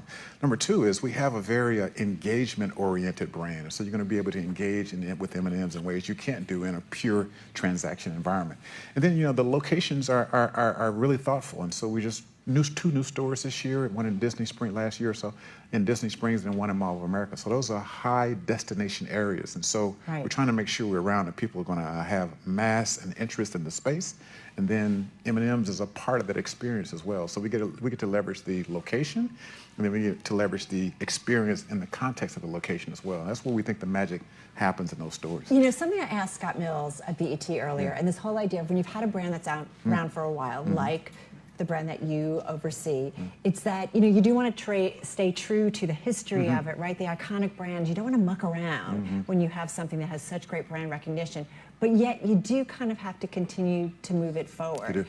I know one of the things you do, you guys create content. Like, so how do you think about the future? We think about the future. M&M's in the metaverse? M&M's and others in the metaverse. You know, we have a slew of brands. We market roughly 30 brands here in the United States. A lot. So quite a few. There's a couple of ways. One, especially with older brands, it's all about relevance. Right? You got an 83-year-old brand. It needs to be relevant 83 years from now, 100 years from now. So that is a constant process. And the great thing is we have fantastic sort of content partners with our advertising agencies as well. And so we come up with a foundation and a compass around what that brand should look like and what it feel like and what should it mean. So we build its DNA, we build its value system. And then the real magic is how do we create around that value system such that we are really pulling in consumers that want to consume. So people are very familiar with the product. Right. Comes in a lot of our options, so on and so forth. But it is, this is a highly competitive space, a hyper-competitive space. Yeah. High substitution. And so we got to make sure that we're being differential in creating the content and in drawing in consumers in a very differential way. Usually only ways that we can draw them in. So what I find interesting too, and you and I talked about this in our prep call, is I'm kind of a nut trying to eat really healthy, beyond the occasional M&Ms. So how do you figure, like, how do you think about how you stay relevant in a world increasingly where even my daughter, when she was 9 or 10, was turning things around and looking at the ingredients? Yeah, like, well, how do you? No, it's an excellent question. First of all, I think we are very clear in terms of where we fit in people's consumption. Yeah. Look, we're not a main meal. We're not a snack. I always tell people nobody needs an M&M. Have you ever had M&Ms as a main meal, though? It's a peanut. It's a peanut. Well, we know. I'm just going to tell you, it works. Anyway, go ahead. But no, so we understand the context in which we compete, and we understand the context. I'm having some fun with you. No, that's fine. No, and we understand the context in which we're asking people to consume, and so we never lose sight of that. The great thing about the pandemic, going back to the pandemic, people felt like, look, I need to have balance in my life. And so a simple pleasure, a small pleasure, an inexpensive pleasure, one that has high value, still has a very significant place. There's still a job to be done as it relates to a treat on that perspective. And so what we try to do is to make sure that we're fulfilling that with a lot of variation, but not taking ourselves too seriously. And I think that's why we always maintain a place in people's diets if they decide to snack. Now, you did talk about peanuts. And so most people don't know, but we're one of the largest purchasers of peanuts in the world. And so we support a tremendous agriculture around the world. Quite a bit. I can't name it. But there's an ecosystem behind it, which goes all the way to the farm. And so when we start talking about agriculture and sustainability, I mean, it goes all the way down to the very foundation of what the product is built on. And so that gives us another platform, particularly for Gen Z, to sort of tell our story around how do we cultivate, how do we build, how do we innovate, and how that's consistent with the value system that they have moving forward as young consumers. And then at some point they will form households and take that into a family formation. That sustainability issue, like, I think that is such an important issue. We all take food for granted, and certainly during the pandemic, and seeing empty shelves for the first time for different things was like, what? But I do think climate change, we hear it over and over again from anybody. We see it because of the war, the Russian war in Ukraine affecting the grain market. Is it getting more difficult to get the things you need? Yeah, I would say in general. Or is it there? Is climate change impacting that? No, climate change has been impacting us. We're just now getting to the point where we're not arguing about it anymore. It's happening. It's been happening. I think we have better science and better accounting in terms of seeing what's happening as well. And I think for us, particularly as global sourcers, meaning we source our inputs from all over the world. So what happens in Ukraine, in Russia, in Beijing, in the Middle East, impacts our ability to supply because we're a global business. And so clearly we see it. We work with governments. We work with smallhold farmers. Just for our cocoa business alone, we support 350,000 small freehold farms. That's how it's done. That's how it's done. That's how it's done. The cocoa nuts are on trees. They have to get down. They have to be sliced. They have to be given to an exporter, and they have to be brought to the producing locations as well. So it's not just the product itself. It is the entire value chain that represents. It's all the communities that it represents. And so we have to make sure that we're sustaining communities and having sustainable products and sustainable practices over time. Let me ask you about something, because you're in the food space, the inflation story, which is just off the charts. And we talk about it all the time. Everybody knows if you've done any kind of purchasing of food items. How problematic is it for you in terms of managing those costs? Yeah, look, inflation is real. There's no doubt about it. I mean, we're at 40, 45-year highs. I'm old enough to know when my parents had a 21% mortgage rate, and we had inflation for the oil bar go back in the late 70s and stuff. And so, we've seen this before, but we haven't seen it in this modern context in a highly globalized economy. That's what actually makes it different. And so we see it. The first thing we always try to do is we try to offset it with productivity. We look on our own balance sheet. We look at our own P&L and sort of say, look, how can we not sacrifice quality, get costs down, get expense down, and try to get very innovative in terms of how we get costs down over time. But this is not just inflation. This is extreme inflation. This is extreme inflation that's come at us suddenly, right? So we didn't see it on the horizon. We came out of the pandemic, and then demand shot up, right? That's a recipe for extreme inflation. And the great thing about it is We have maintained relatively low unemployment levels, so there's still dollars out there to be spent and put into the economy. We've never had that construct of things in an economy before as well. We don't have the playbook on We don't have the playbook. This is a new world. This is a very new world as well. And so a couple of things we do. We always look at our side first. And then, you know, we understand that pricing is a necessity. And so we obviously do that. If you look at the data, we have priced with the category. We're not out of bounds with the category. But also we're trying to deliver value. To the extent that we can deliver value over time, that is really our objective. If you look at it on a price per gram or a price per ounce basis, you know, we're still delivering that value in a way that's been consistent over time. We will always do that. At the same time, we want to be able to spend back against the business to drive new consumers. Right. And, you know, you need a certain level of margin to do that. So it's not the concept of that we price and we take all that and drop it to the bottom line. As a private company, as a private family-owned company, we have a very long horizon. Yeah. Right. So we're not. And a luxury of being, right? It's a luxury. Now, don't get me wrong. You know, we're a financially driven company, but we drive our finances to drive a broader idea around how to make the world a better place. So there's a different construct in terms of how you create economy and what you do with that excess for us. And for us, we invest. We invest in sustainability. We invest in innovation. We invest in people. We invest in the planet. And you can still do that, even with inflation and higher input costs. We can absolutely still do that. We can absolutely still do that. We have a really important question that's coming in from the audience. Yeah. Has the Mars bar been discontinued? Yeah, so the Mars bar has not been discontinued. All right, who did that? Raise your hand. We still carry the Mars bar. For those of you who are not familiar with the Mars bar, it's one of our original products, but it has a very European base. And so if you spend any time in Europe, you know, Mars bar is a very large brand for us. Not as large in the United States. We still have manufacturing here, very large in Canada, right? very large in Mexico, but not as much in the U.S. as well. But no, I can tell you we probably will never discontinue the Mars bar. It clearly has the name of the family and the company on it, and it's a fantastic product. I did want to ask you, we've got about 4 minutes left. There was a poll this morning, and it says, what is the most important component of your long-term growth strategy? And the options were leveraging innovations in technology, prioritizing customer loyalty, and satisfying concerns of sustainability. Now, the audience, everybody gathered here, said leveraging innovations in technology was the top answer. What would you say? Yeah, I would definitely say technology, because technology allows us to go and drive value across the value chain. I think that's going to always be a fundamental for us. But sustainability is really huge for us. You know, we about 5 years ago, we introduced sustainable intergeneration, which is our master plan in terms of how we're going to go after some very aggressive sustainability goals. Right. And so I would tell you at Mars, there is no way that we're going to grow without making the planet safer and with a lower carbon footprint. Those two things are actually interconnected for us. You know, it's funny. Does that mean moving like factories and things around so that it's closer to where you're selling? Yeah. Are we seeing more? Are you guys doing more and more? I wouldn't say that we're doing that because we're a global business, and so we believe in a global supply chain. We need to have a global supply chain. Right? Still. Now, don't get me wrong. The pandemic has taught us a few things around location and sourcing circles. Around how do we make that more efficient, and how do we make sure that if we get out of business in terms of supply in one place, that we have some type of redundancy in a certain part of the world. So I think we're getting stronger in terms of our supply chain designs as well. But you know, ours is a very holistic approach, and I think the thing about it is not just the money, and then if we have some left over, let's do something with sustainability. It's very integrated. As a matter of fact, part of my long-term... From the top down. From the top down. Part of my long-term compensation is how do I deal with making the world a better place, making it more sustainable, and building more trusted partnerships as well. Wow. Right? And so that's the great tension that we have with our economic model, and then our purpose part of our business in terms of driving how we want to be in the world, how we want to change the world for good. So let me ask you, Anton, because we do talk about too, like ESG, I feel like coming through a reckoning. So profitability as important as sustainability? Yeah.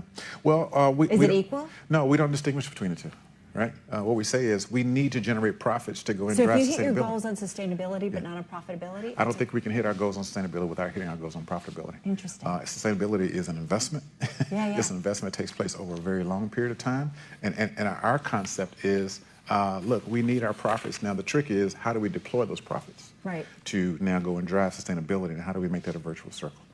Keep in mind, we're a global manufacturer. We need to have sustainable agriculture. We need to have sustainable supply. We need to have security supply. It's impossible to do that without having a sustainable construct.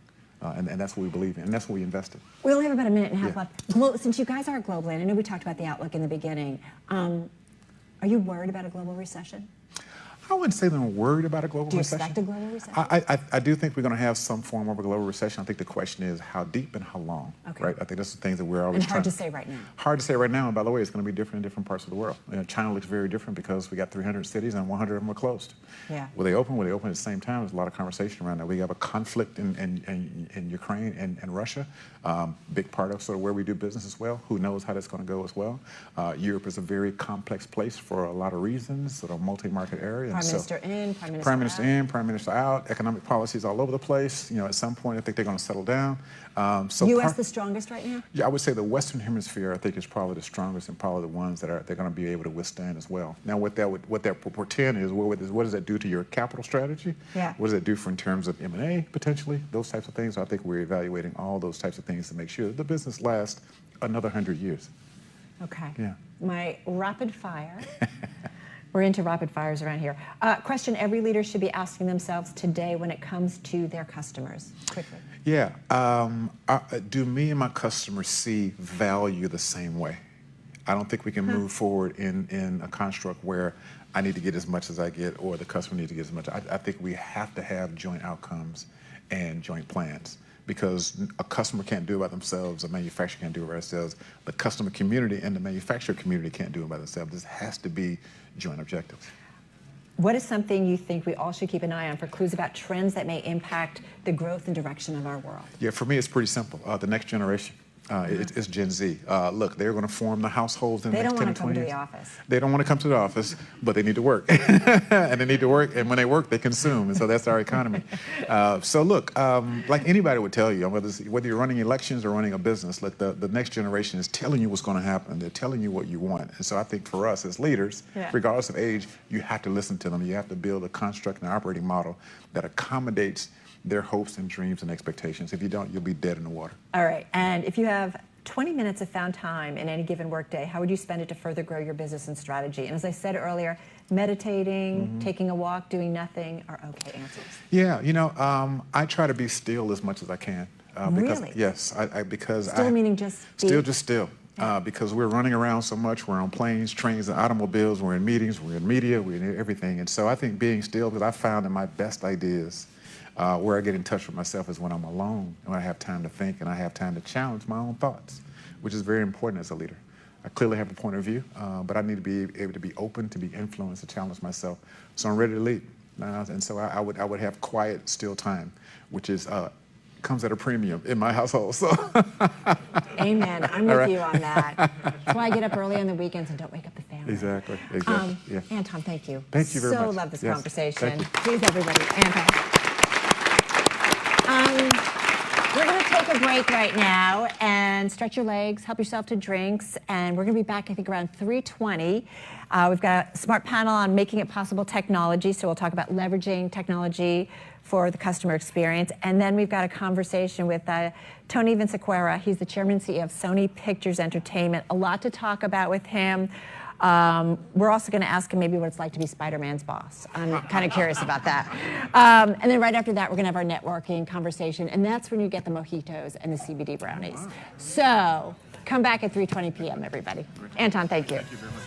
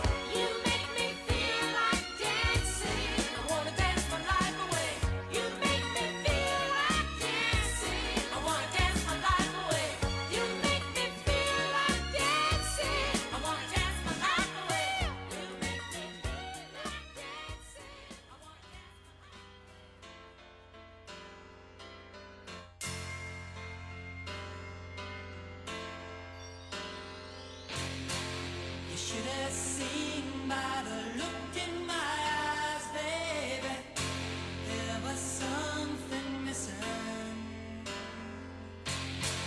You should have known by the tone of my voice, maybe, but you didn't listen. You played dead, but you never played.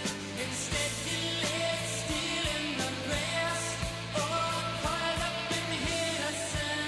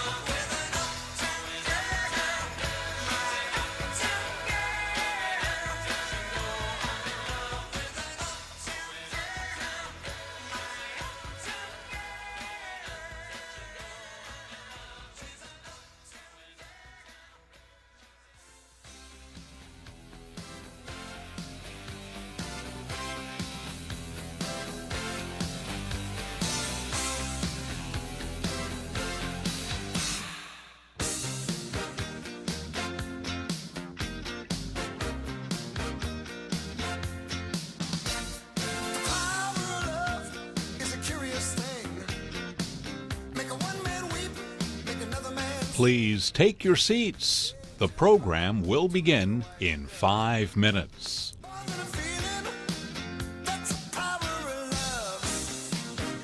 Please take your seats. The program will begin in 5 minutes.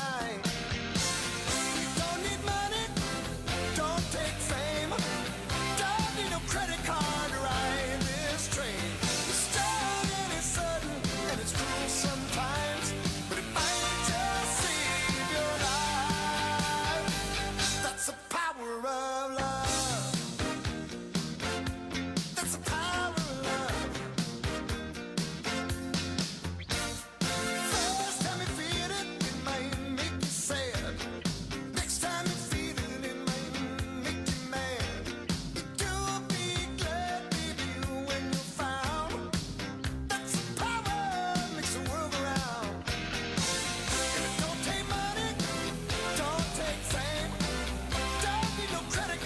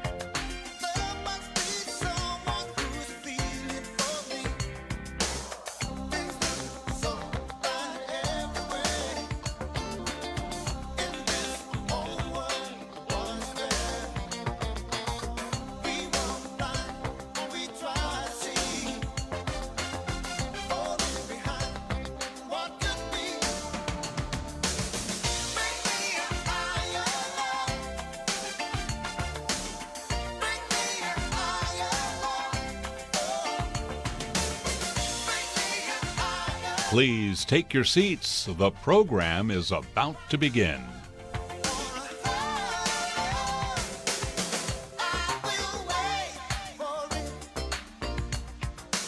Please take your seats. The program is about to begin.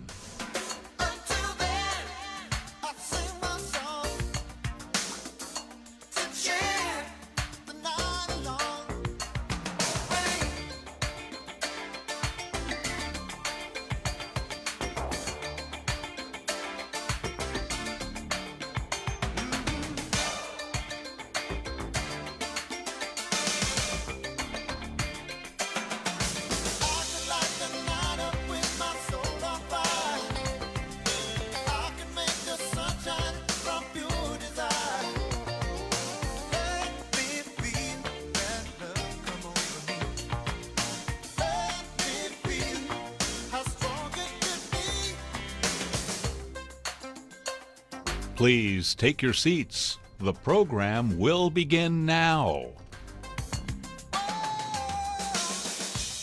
Please welcome to the stage Bloomberg Business Week TV and radio anchor Carol Masser. Everybody, welcome back.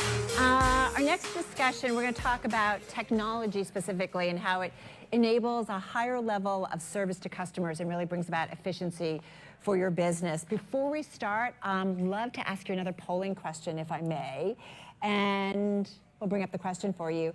It is, where have you focused your technology investments over the past year? So customer service, supply chain management, and enterprise efficiency. So curious to see what you guys have to say about that. We'll wait for the results to come in. But as I said earlier, it is interesting to see some of the conversations we have, that if we're starting to see the economy slow, if there's just a fixed bucket of money to spend on your business, where are you going to do, what are you going to do with it? And a lot of times we keep hearing about technology spending. So customer service makes sense. Makes sense. I'd like to talk to a person, though, every once in a while. I'm just going to tell you. And then second place was enterprise efficiency. And then, of course, you can see at the bottom, but customer service. That makes sense, right? We're a service-led economy. So with that in mind, I'm guessing the next panel is going to talk about this in just a moment. Let's welcome to the stage Nicole Rafferty, Senior Vice President, Customer Care at AT&T Services.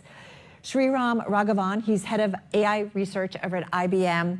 And Sami Siddiqui, he is president of Popeye's Louisiana Kitchen, in conversation with Bloomberg's Brody Ford. Please welcome them. Have fun. Have fun.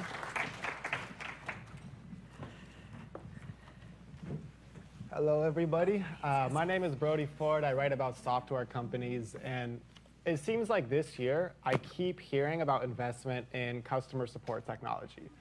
I think we've all experienced it too. I think when you look at your phones, you order stuff, it seems like really increasingly these processes are automated, and really excited to hear today how you all are thinking about this. So I think the way I always love to start these off is just kind of give us one fun example of how you're using technology to improve the customer experience. And when you do that, just give us kind of an intro of what you do at your organization. So I'll start with you, Nicole. Perfect. So I work at AT&T and I run customer care for our mass markets broadband and wireless products. One of the things that our customers really want from us is proactive customer experiences where we can resolve their products and services in those ways. And an example of where we're doing this is in our broadband outage and out of service condition space. And what we're doing is we're basically taking AI and data and we're creating an incident management system that allows us to bring together insights from our network alarms, information from the heartbeat of the devices in the customer's house, operational data points. And we then are able to automate processes to dispatch technicians proactively to resolve service issues, while at the same time being able to communicate with our customers to let them know that we know they're in those service conditions. And ultimately, if they need to take part in that process, you use digital technology to wrap around the whole thing so that they can take the specific actions that matter themselves. Really powerful. That's great. Yeah, catching the outages before someone has to call 30 times. Yeah. All right, Sriram, what about you? Yeah, so why don't I give you examples actually of customers using technology from IBM to do the kinds of things that Nicole is talking about. So interestingly, customer service is probably the area with the maximum practical implementation adoption of AI technology. We know it's going to have a lot of impact, but we see this as one of the most areas with maximum immediate traction and interest. And this is a geographically valid statement across the globe and across industries. So a couple of examples. Bank of Bradesco, they have about 65 million customers. And they work with us to enable us to teach their technology Portuguese, to essentially answer a lot of the questions that they face. And today, our technology services response to the standard email where they can respond quickly right away, automated response. It attends over 200,000 calls every month, fields calls, empowers their assistants, their experts to deliver personalized service. It's one example. An example in a different industry, CVS here, when they needed to quickly roll out and reach customers during the pandemic on everything from health advice and tips to vaccination to pharmacy visits, worked with us to quickly deploy a brand new system, because obviously there wasn't need for a COVID automated assistant systems before 2019. And so it speaks to not just the importance, but the fact that you have to roll this out, adapt it quickly with your business. And my final example will be, I'll take a banking industry. Credit Mutual has been working with us to arm, again, both their expert advisors as well as automated systems. And the characteristics is very similar to what Nicole said. They want timely, personalized, quick response so that they can quickly move on and be effective. And that's what, independent of industries, I think every customer want, and our clients would like to deliver to their customers. Absolutely. Yeah, Samuel, I totally agree with that, and it's so funny. And first off, I'm honored that Popeyes made it to this panel. I think next year maybe we should cater the event because to be around innovators like this. But it's absolutely right. I think as you think about our business, we bucket technology into what can help the consumer and what can really help the team member. Yep. And the team members in our restaurants, they're the folks who are trying to make their lives easier. We're trying to get, our customers are our team members often. And so we're trying to make their lives easier through back of house technologies, automated fryers, things that'll just make that experience easier so they can serve the guests better. And when you can serve the guests better, then you have this perfect storm of really great repeat trial and visitation and great sales. Yeah, that's awesome. And so we've all had the experience of the customer experience being improved by technology, but we've also been caught with an automated chat bot. We've all said, let me get an associate, please. So how do you make sure when using automated systems for customers that they're actually happy? Nicole? Yeah, so I've definitely been involved in frustrated automated systems, and I would say some of our customers are too, which is why we're actually investing to really make a more robust system that we have today. And I think that the discussion that we're having on technology is perfect because it allows you to make automated systems more conversational, more natural, with more of a conversational tone. You can also use NLP and NLU, sort of technologies that allow you to make them smarter. So customers, who use simple chatbots today, sometimes they can only get one thing answered. But a lot of times in life cycle journeys, they want multiple things answered. So being able to say, well, why did my bill change? And okay, well, I'll make that payment and do that effortlessly, I think is super important as you think about how you can make these things better. No, I think it's very well said. And I'd add to that I think it's part of recognizing that you're on a journey. So I think picking the products, the portions of your business, and it's marrying that technology, the NLP, the NLU, and the AI, to also getting your backends right. Because often a bad customer experience is about, we've all been in situations where you explain the same thing to somebody 8 times. But I just told that other person. I actually typed the same thing in my chatbot. And it's often less about whether the AI can figure it out, but if those systems don't talk to each other, you're not going to get a good experience. So I think it's about marrying backend maturity, getting your data right, and then layering the AI on top. And it's going to be a journey. But I think picking the right products, right subsets to start with, all of the examples that I was giving you are all people, companies that work with us on a journey. It was never about like a one shot. You said, I'm going to pick, incident management. They picked, one portion of their business and then grow. So then you know what you have to get right for it not to be a painful experience, as you said. Yeah, I have to agree with it, but it's totally different in our industry a little bit. And I'd say the analog actually for us is how do we use something like self-order kiosks or an app or loyalty to plug into guest data to then upsell, for example. Because again, that goes back to simplifying the life for the team member. How do we simplify the life for the team member, the franchisee? And then ultimately, when we think about kind of poor customer service, if you can simplify the life for the team member, you can send them to the front of the house. You can send them to actually go talk to the guest and recover a bad incident if you have a bad incident. And I was just, maybe one other thing I'd offer, to do that, you have to get the data right. Yeah. Like really understand what are the measurements that matter to the customer to be able to, make that thing great. And so I think you need to look at both qualitative and quantitative data. Like customer surveys gave you a great example of what's broken in your process, but quantitative data, especially in chatbots, like are people engaging with it? Like, are they being contained in that experience, are more predictive in terms of how you think about, triangulating whether or not that experience is one that really is delivering. And I think part of that is actually this wealth of information in that. So yes, the customer had a bad experience, but if you can actually quickly learn from it and ensure that the next 10 don't have, that goes to using the data proactively. Yeah. And the other thing that struck me is, your example is that I think there's many different kinds of customers. If I look at our clients who deploy, technology, I see employees as customers, end customers as customers.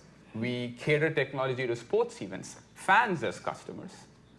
So purchasers are customers. So I think there is a rich use of these technologies, and there are different customer personas. And your comment about the employees actually brought that home to me as well. Totally, yeah. And Sam, something I've noticed as a customer, I think you all probably have, is that when it comes to chain food, there's so many apps now. It seems like the digital experience it's really accelerated in recent years. So how are you thinking about that for Popeyes? Look, I think it was a big learning for us through the pandemic. And I've been in my role for about 2 years leading the brand. And what we saw kind of going into the pandemic, we went out and we talked to our guests a lot. And we say, what is holding you back from coming to Popeyes more often? And they routinely tell us, we love your food. We absolutely love your food. But I just don't see a Popeyes around me often enough. And the natural answer is, in the analog restaurant world, it's open more restaurants. And in a digital world, that answer changes a little bit. That answer has all of a sudden become, for us during COVID, it was really building a digital business from scratch, whether it was an app. It was really our third-party delivery business that really took off during COVID. And what happened there was actually interesting, was we were wondering, how do we counter this? People aren't kind of on their normal routines. And what we found is actually fried chicken, remarkably, after pizza, is one of the fastest growing and biggest categories for food delivery at home. So what we lean into was, if there's a convenience gap, and actually people really want it, if you're at home, you can only eat so much pizza with your family. You get tired of it. So you go to typically fried chicken. And fried chicken was ultimately one of the fastest growing categories, and still is the fastest growing category. And we built our delivery business around that insight. All of our marketing went towards that. And we built basically an app from scratch. And now it's about 20% of our business. Wow. Yeah. That's really interesting. Thank you. And one important thing right now is, I think that everyone pitches software as a cost-saving technology.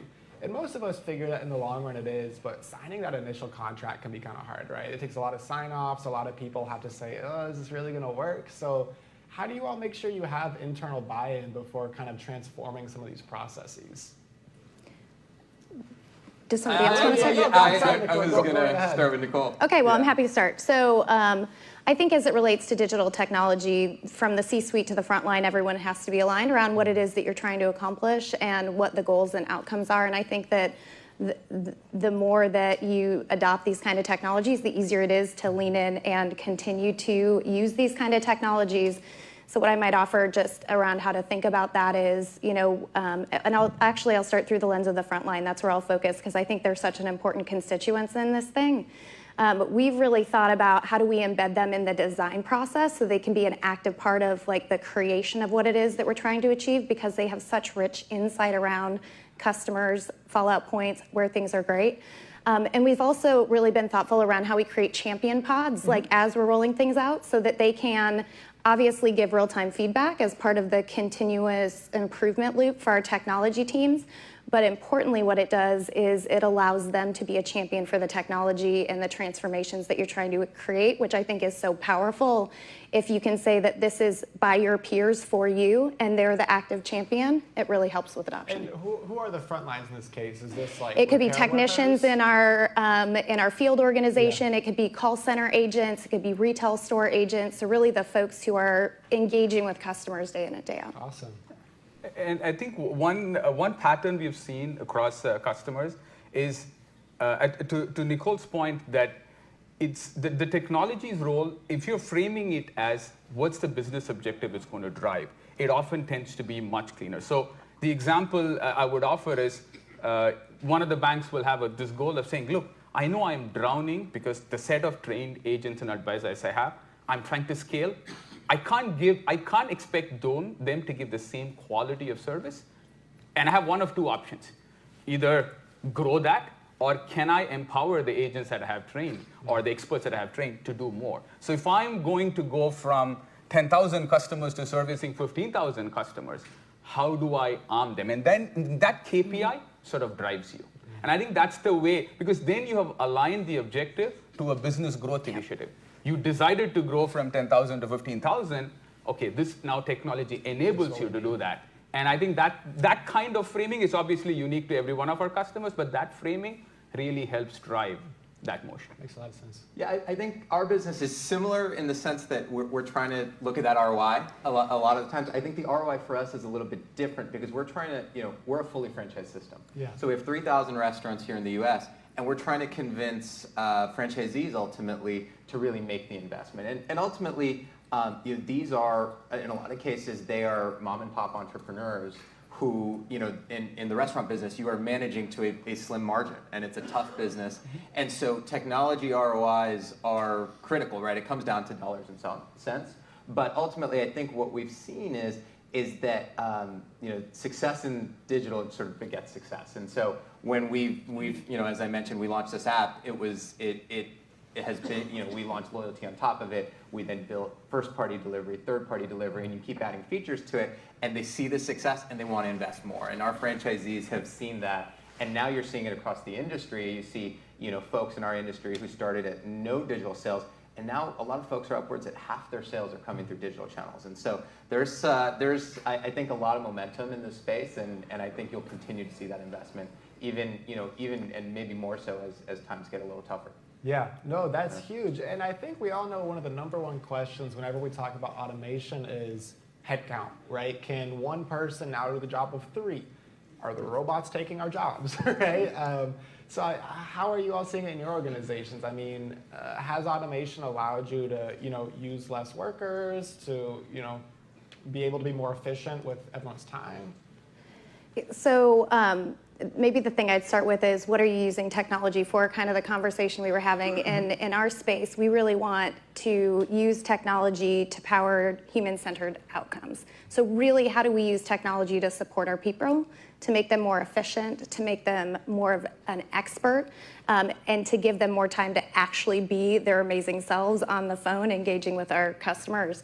And so what we are working on is, how do you take simple tasks and automate those so that you could have experts or frontline people really lean into the more complex or value-added services.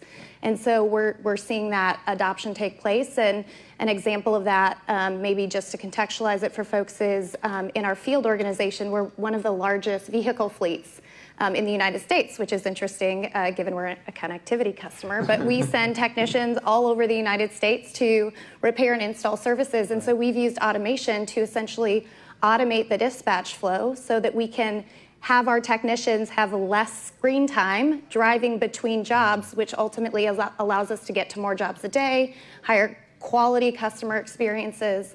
And so it's a virtuous cycle. Yeah, sorry to interrupt. I'd add to that that's exactly what we see in our business as well, is that it's not about, I think people hear automation and think, oh, this is about taking labor out. It's really about redeploying labor, right? And so we see pretty routinely when we add something like a self-order kiosk to a restaurant, you just take the team member from behind the counter. They're behind a register in the past, and now they're just up at the kiosk, and they're helping guide the guests through that. And I think what we see a lot of the time, and we have tons of data, often powered by these folks, and we look at that data and we see that when someone, people have great experiences and poor experiences in our restaurant, and when someone has a poor experience in our restaurant, a great customer service interaction can totally change that.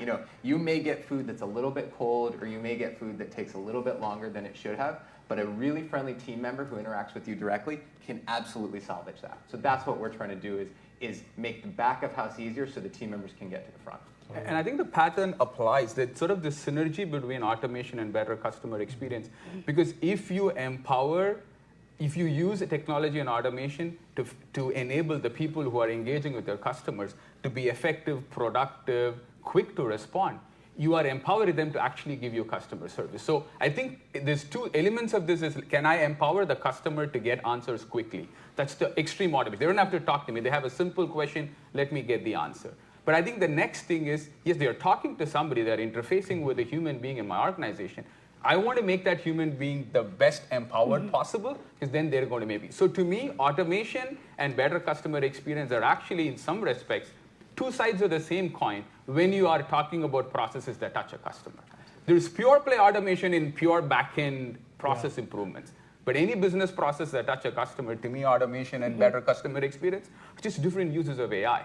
But eventually, the outcome is a better customer experience. Awesome. And so it's time for us all now to put on our hats where we speculate, where we think about what are the processes that you say, man, I want to automate this one. Or maybe it's an emerging technology that you're really excited about. Nicole, what do you hope to see in the coming years in terms of automating processes? Well, I have grown up in a business that has been an amalgamation of mergers and acquisitions, and so we have a lot of legacy systems in our ecosystem. So honestly, one of the things that I'm most excited about is the movement of IVRs and routing into cloud, because I think it allows you then to really open your mind to how different types of analytics use cases can come to life to pair customers and employees to create better outcomes. It gives you much more efficiency in terms of call delivery. I actually know who's available versus having to predict where that's going to happen. And I think sort of the opportunities are endless to really optimize value creation. Awesome. And I think from a technology perspective, I think we are rapidly seeing, some of the technologies that Nicole mentioned, like understanding of data, natural language processing, speech technology. They're really at such an inflection point in their capability that I think as organizations get their back-end systems in place, the world is the oyster to really scale with better customer experience. So I would almost argue that I think the technology capability is ahead of deployment often because you need the right base to deploy. And the base is often some of the things we're talking about, get the data right, get the back-end integrations done. And so from an IBM perspective, one of the things we see is, since we offer both technology and consulting, we see that marriage, that our technology, we're able to go in, okay, here's what the AI can do, here's what my data platform can do. But our consulting is about working with the customers to take them on that journey. And that marriage, I think, is been crucial to scale better AI-powered customer experience. With stuff when it comes to natural language processing, significantly better AI chatbots, things like that, when do you see that becoming more common throughout the economy? You're saying the deployment isn't quite there. I think it's a matter of, like I said, it's for this to go back to business ROI, it has to be that you have rolled this into your business processes at a level that the data that you need to train the system, the data that you need to continue to evolve the system, the data that you need to move from the incident management domain to some other domain, that has to become easy because it's always a journey.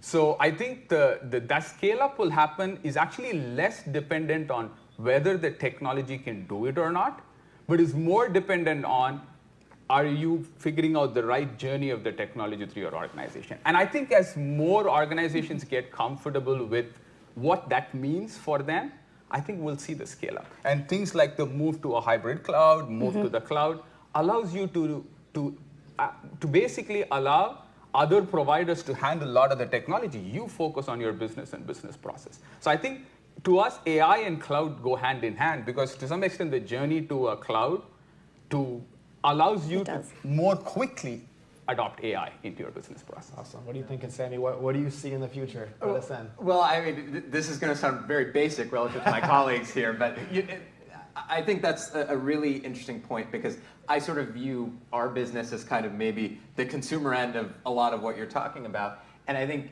our industry, which has historically been a little bit slow, I think, to adopt some of these technologies, is moving very fast right now. And so, we're talking about delivery drones. We're talking about all sorts of things like AI-enabled drive-throughs, and but I think it has to be on sort of a back-end foundation that works better. And so the thing practically that I'm excited about and spending a lot of time on is we're rolling out our own point-of-sale system. And because we know that to do all of these amazing things, we're going to need to own the back end. And so we're testing our own point of sale that's going to form sort of the foundation for things like AI voice ordering or cameras that can detect, for example, if you order a chicken sandwich and someone forgets to put the fries in the bag, the camera can tell you, right? But to do that, you need the foundation of a strong point-of-sale system. Yeah, that's amazing. So I want us all to close off on that image of the drone coming to deliver you the chicken sandwich. Nicole Rafford, Ishriar Maghavan, and Sami Siddiqui, thank you all so much. Thank you. Thank you.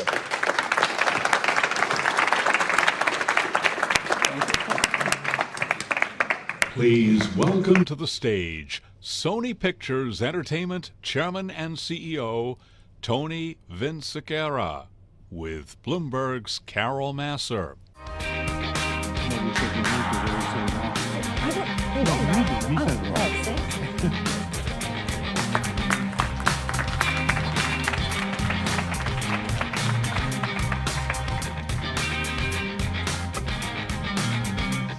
Well, welcome back. Or I should say, maybe you should say welcome back. How are you? I'm great. How are you? I'm okay. I'm Good. okay. You've been busy today. I have. Yeah. These are the kind of days we dream about, Yeah. truth be told, at Bloomberg. Or nightmare about me. The prep workers nightmare. I teased earlier that maybe we'd ask you what it's like to be the boss of Spider-Man, Shark Tank, Smurfs, Lyle Lyle Crocodile. What's it like? Well, Spider-Man is Tom Holland, who is a great kid, great guy. He's like 26 now, Yeah. but he's terrific. In Yeah. fact, he's filming here right now. I've been trying to Where? chase him down. Somewhere in New York City. I'm not sure exactly where. I was trying to track him down this week, and he hasn't responded to my text, so I guess that tells you the answer. Nice. Yeah. If you had to describe today's environment, is it more like, I don't know if these are fair, Smurfs, kind of happy, Shark Tank, kind of rough, Spider-Man, hopeful? Okay. Those are Do good. any of those, how would you describe today's environment right Well, now? you've seen a lot. It is interesting that different times, different environments in the world do lend to the popularity of certain genres of film and television. Absolutely. Right now, I think people, and it's hard to know because this is definitely an art, not a science, as you know that. I think people are looking for some more lighthearted things, some more interesting things, maybe some romantic comedies. One just opened, not ours, unfortunately. Yeah. With George Clooney and Julia Roberts doing very well. We do have a kind of a rom-com coming up with Jennifer Lawrence, which is actually taping or filming in Long Island at the moment. So that'll be a good one. But it is interesting right now. Interesting, challenging, Yeah. from the perspective of what you think is going to work. If you read the press, everyone talks about how in theaters the only thing that's working is the big tentpoles, the Spider-Mans, the Top Guns. But it's not true. We had 4 films this summer that did really well, and they were all originals. Yeah. So. But it's funny. I was actually talking with our Lucas Shaw. We were talking about. It feels like my husband says the same thing. Why do I go to the theater? It's all heroes, superheroes, or horror. That are the real money. Well, Where the Crawdads Sing was a film we put out this summer. Yes. Did really, really well. The Woman King did really, really well. Certainly not a hero. Well, it's a hero. Viola Davis plays the hero, but it's not a superhero movie. It's a kind of a based on truth and history. Lyle Crocodile, you mentioned, is if you have kids between 5 and 12, great film to go see. And interestingly enough, in the U.S., not working terribly well, but internationally working really well. Yeah. So it's kind of a dichotomy. Well, it's good that you went there, Tony, because I mean, you guys are global, right? I mean, different markets. I know you and I talked on our planning call a lot about like what's going on in India specifically. Right. So when you look at the global sphere, right? It is not smart of us. I know I asked like global recession. Yeah. There's going to be areas that are rougher than the others. When you look at the world, how do you see it? Well, Spider-Man, which we released last December, almost a year ago, did almost $2 billion in box office without China. You know, in the past, they probably would have done between $400 and $500 million in China. Right.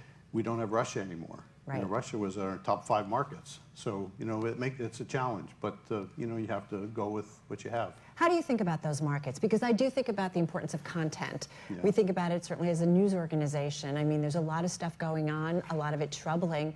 You know, what do you see as your role in terms of the narrative and the conversations that are going on in a world where we have some really tricky topics? Well, we try not to get too much into politics. And, you know, in my past life, I was very involved in news coverage and TV stations and things. And I'm very happy not to be in that business right now. It's a difficult world. It's a difficult. Well, what about, like, you talk about China, right? Yeah, And you guys are not. Well, mostly not. Or mostly not. We didn't have Venom. Our film Venom didn't get into China. Spider-Man didn't get into China. The first Venom did $275 million in box office in China, 0 the second time.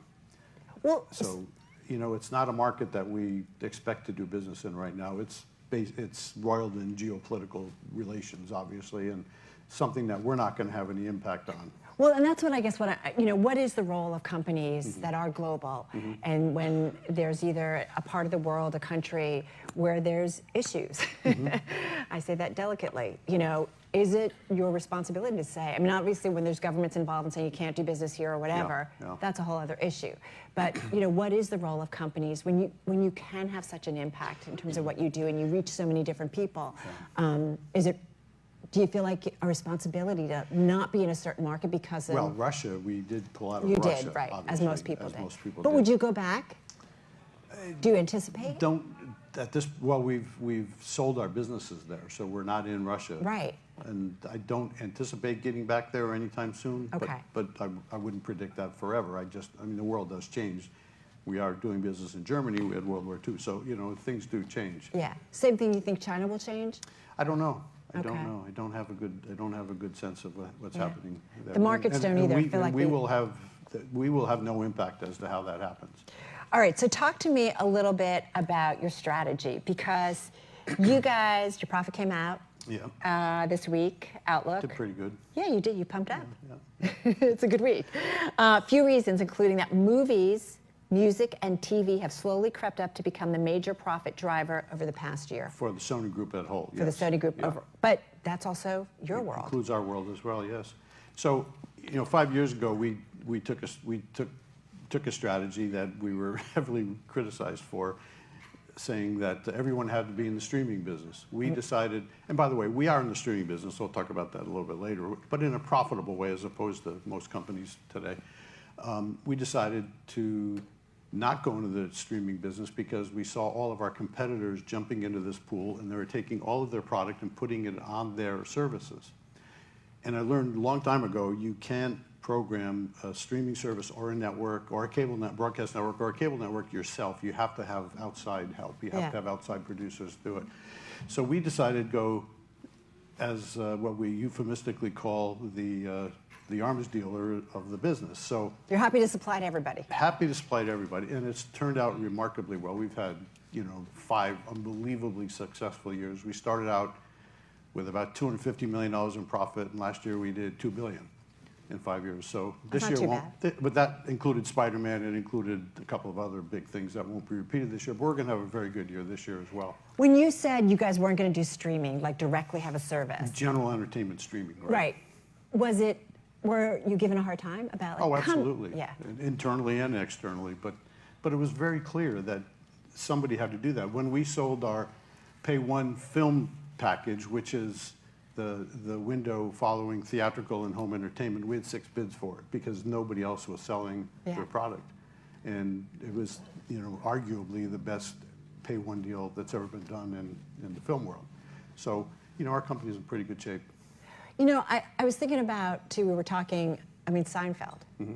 This was great for you guys. Yes. I mean... And for Jerry. And for Jerry. But an incredible series that just continues to churn money. It's in its 7th cycle right now.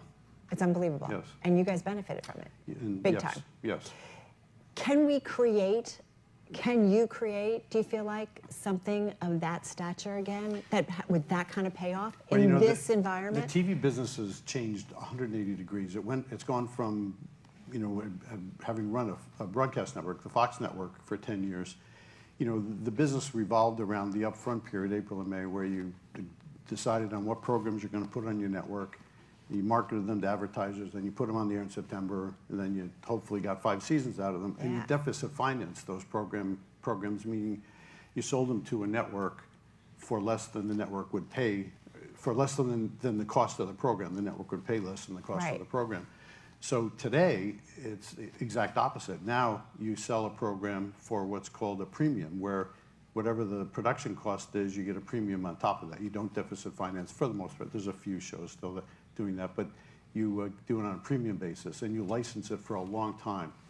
And we've gone from 22 to 24 episodes of program to 8 or 10, sometimes 6, and you get 2 or 3 seasons instead of hopefully the 5 or 6 that you might have. We have several shows going right now that are still in the old mode. The Goldbergs, it's in its 10th season. Blacklist is in its 10th season. SWAT and Good Doctor are in their 6th season. So, you know, they're still there, but not to the degree they were. And those will eventually not be there either. And the world has changed in the television business. I mean, speaking of changes, I mean, I was thinking about just some of the headlines that we've had over the last couple of weeks. I mean, Rupert Murdoch wanting to put Fox News and News Corp back together again. Mark Zuckerberg all in on Meta, spending billions that we know will cost the company for a while. And a lot of, investors look at the share price, people questioning that move. Meta and Snap jumping on a report, an FCC commissioner wants the U.S. to ban TikTok, right? Streaming, moving more and more aggressively into live sports. So you're also on the investment side of TPG, looking out for the next big thing. So what do you think is most striking about what's going on in the media world that you think just a general audience, anybody who runs a business needs to know about and kind of where we're going? Well, we talked about the television business. Yeah. On the film side, it's also changed, not to the same drastic degree, but theatricality has risen dramatically. In order to get people to get out of their chairs or sofas, to get in a car, to drive to a theater, to park, to go into the theater, buy the popcorn, you have to have a draw. Yeah. And you have to make sure that the product you're putting on the screens in those theaters is a draw. And it's hard. It's really hard. But you guys are still committed to it. We're very committed to it. And we think, you know, right now we're in what we call the COVID intermission. Because 2 years ago, we weren't producing a lot of films because of COVID. Right. And now is when those films would have been in theaters. That's why you don't see a lot of films in theaters today. But if you put a good film in the theater, people are going to see it. You're going to see in late November, December, January, a lot of business in theaters. You're going to see, you know, Black Panther and Avatar and a couple of other films that are going to do extraordinarily well. Then you're going to see. But those are again those big tentpoles, right? Those are big tentpoles. Yeah. And what we really need to see is a bunch of films in theaters at the same time. Yeah. Going back to the way it was before March 2020, and you'll start to see that in May of this year, of next year, late April, May, through the summer. You're going to see 4 or 5 good films in the theater at the same time that people will go see, and I think you'll see the rebound.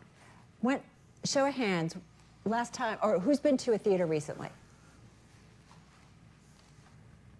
Who hasn't been? 50-50, yeah.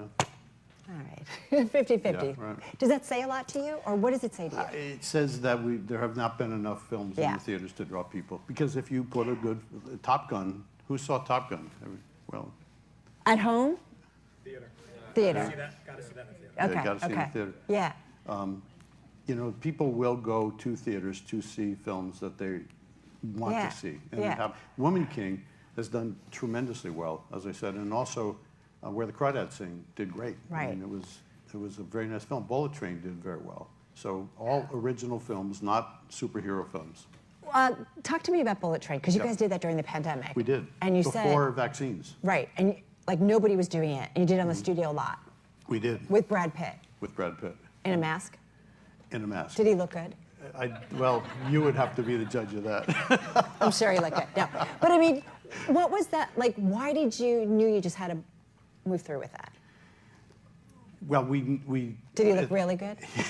No, sorry. He was so excited. I will tell you this. He was so excited to do it. I've never seen. I don't know Brad well, but the times I've seen him, people are getting bored at home. he was very excited to be there and do it. Yeah. And we did it on a stage. If you saw the film, it appears like it's on a train throughout the entire film, but we did it on a soundstage, which is great. What did the pandemic do for you as a leader and how you run your business? Well, are there lasting impacts? I mean, I guess there has to be. Tremendous lasting impacts. One of the things we did originally, the first thing we did was we built a testing site on the lot so that we could get back. And we were the first studio, both in television and film, to get back to work because we had this testing facility right there, so it worked out really well. But then we also did, people weren't coming to people were coming to work, the production people were coming to work, and we kept the illnesses to a bare minimum. We didn't have much problem with it at that time, and we're still having a little bit of an issue every now and then, but not terribly. But what we did do for the office people, we started to do a monthly town hall, which we did over line. I made a very big mistake in that I did it taking anonymous, unfiltered questions, which was great for a few months, and then got to be a little bit silly. Now we actually ask people who they are when they ask questions. We get much better questions now. So get your phones and type that in. Don't ever do that with no. Yeah, keep that in mind. And now, a long time ago, we said, it's time for people to come back to the office, and we asked them to come. Well, coming to the lot in Culver City is a terrific. It's a terrific place to work. It's a really great place to work. But it makes a difference if people aren't there. It does make a difference if people aren't there. And for a while, it was pretty good where you didn't have anybody walking in your door every day, 10 times a day. But now we're back to about 70% of people back to work now. And you want them all back? We want them all back, because there's a few things that are happening. One, it's a mentorship business. It's an apprenticeship business. If you don't work with people and you don't, Anton said it very well earlier. Yeah. If you're not working together, you're not learning, you're not experiencing. And is that really what you want with your life? To be sitting at home at a table with a computer staring you in the face? No. I don't think so, and I don't think most people do. There's not as many people, this is an opinion, but I believe there's not as many people who really want to stay home as the press seems to make it seem. There are very loud, very opinionated people who want to do that. But we've been pretty successful asking people to come back to the office. Hey, you were talking about the importance of theaters and having movies in the theater, but I do wonder, Tony, like short format versus long format. Increasingly, I know when we have to put something on social media, we are set, give me 20 seconds, 30 seconds, that's it. That's all people in terms of attention span. Right. Now, obviously, by show of hands, people are going to the movies and they want to see something more than 30 seconds. Yep. But I think about Quibi, which launched, at the exact wrong moment. Jeffrey Katzenberg, founder, right? Yep. Well known. Meg Whitman as CEO, right? Launched like at the beginning of the pandemic or just after. Right. April is when they launched. And then tanked shortly after. And this whole idea of short format on your phone, mobile, it just seemed to how could it not work? So what is your thinking about short format versus long? You have to step back a little further than that. The question is really linear versus streaming. So linear meaning you watch at an appointed time, and streaming you watch anytime as a broad construct. So linear, believe it or not, is still the #1 place where people watch television. By a large margin, your network is a linear network. And people say, well, that can't be. I say, well, what about the NFL? What about your local news? Anybody know what the #2 program on television today is? Judge Judy? Jeopardy. Oh, Jeopardy. Which is ours, by the way. We'll brag about that. No, I'm just kidding. No, but you're right? Yeah. So what does that tell us? Well, it's on a slight slow decline, and linear is on an upswing. More people are watching more television too. That's a good thing.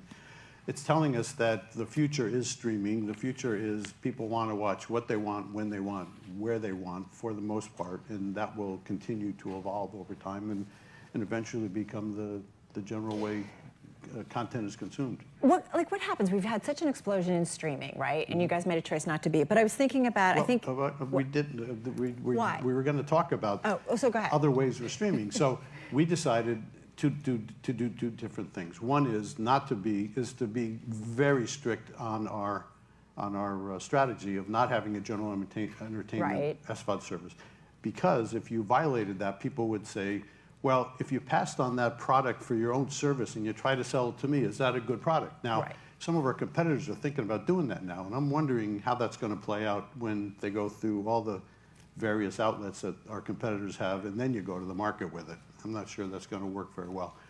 But secondly, we do have two very targeted subscription video on demand services. Anime, Crunchyroll, almost 10 million subscribers, very profitable. We have another one called PureFlix, a family and faith channel, SVOD service, do over almost a million subscribers now, and doing well. So very, very specific, targeted audiences. Right, and this is where you guys have been investing. Yes. Among some other areas. I mean, India. I mean, I was thinking about where you guys have been investing. Kids, family and faith. You talk about Crunchyroll. Unscripted television. India. Yeah. This is where the growth areas are. Yes. Yes. Which is the biggest? Which is the biggest growth? Is it India? Well, India is the fastest growing economy in the world and the fastest growing country in the world, and you have to be there. It's a tough bit. It's a 12.5-hour time difference. Right. Believe it or not, there's a half-hour difference. I don't know why, but there's a half-hour time. I know. I've flown there. I was messed up for days. It's pretty crazy. But we're in the midst of a big merger, which once it's done, we're going to merge our company into a public company there. We'll control it, and we'll be the number 1 or 2 entertainment company in India. And have by the way, a general entertainment subscription video service there. We have 26 million subscribers already, and that'll grow pretty dramatically. With it. We're talking about different things that are going on. I'm thinking about Netflix and the ad-supported tier. Starts today. Yeah, it does start today. Do you, in some way, is there a monetization angle for you in that as part of it? Well, we hope so. We think so. We're in negotiation with Netflix right now to allow the programming that they commission to be on their service. They have the right to put commercials in. The library product that they put on the service, they don't have permission to do that, and that's what we're negotiating right now. Okay. And I don't think too many companies have made a deal with. I think 1 or 2 have, but not too many. Okay, but that's possible. Yeah. The other thing I want to ask you about Netflix, my understanding is this Thanksgiving they're going to release Glass Onion. It's a Knives Out story. It's the sequel to Knives Out in select theaters for a week before offering it to subscribers. So there's this fluid thing. Yeah, what does that mean? It's really interesting. If you look at Uncharted, which is a film, and by the way, Uncharted is a PlayStation intellectual property. We now have. That's a big. We now have 10 or 11 additional projects with PlayStation intellectual property. It's good to be part of Sony. Absolutely, and we have several projects with Sony Music as well, which we never did before. But Uncharted was the first film, the first or second, I think it was the first film that Netflix got through our Pay One deal that I mentioned a while ago. Yeah. And that film is doing about the same audience as a film that they paid $200 million to make. So, our pitch to some of these streamers is that put your films in the theaters first, and then market them in the theaters, and then put them on your service, and they'll have a cultural impact. Are they listening?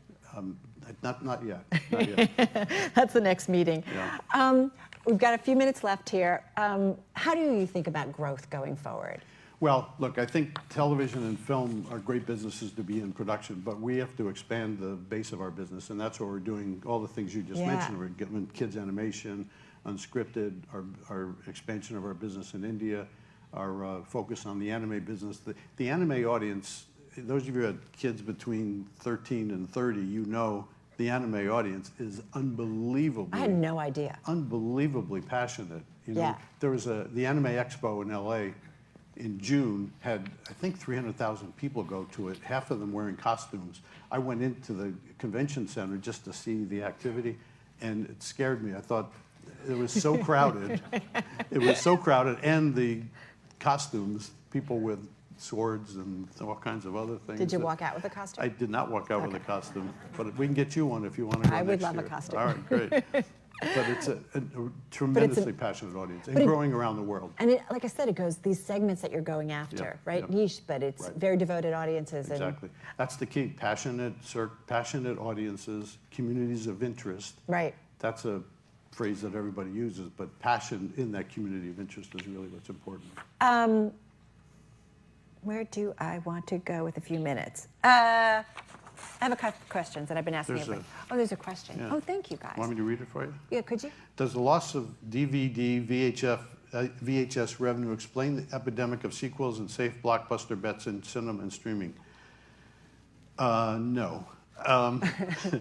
Because a lot of the revenue coming from DVD or VHS is now coming through an electronic sell-through, because we sell films to our audience through Roku and through Apple TV and through a bunch of other places, or rent through those same processes. And the margin on those sales is much better than the margin on a DVD. So it's actually a pretty good business. So those two concepts you put together don't really have anything to do with each other.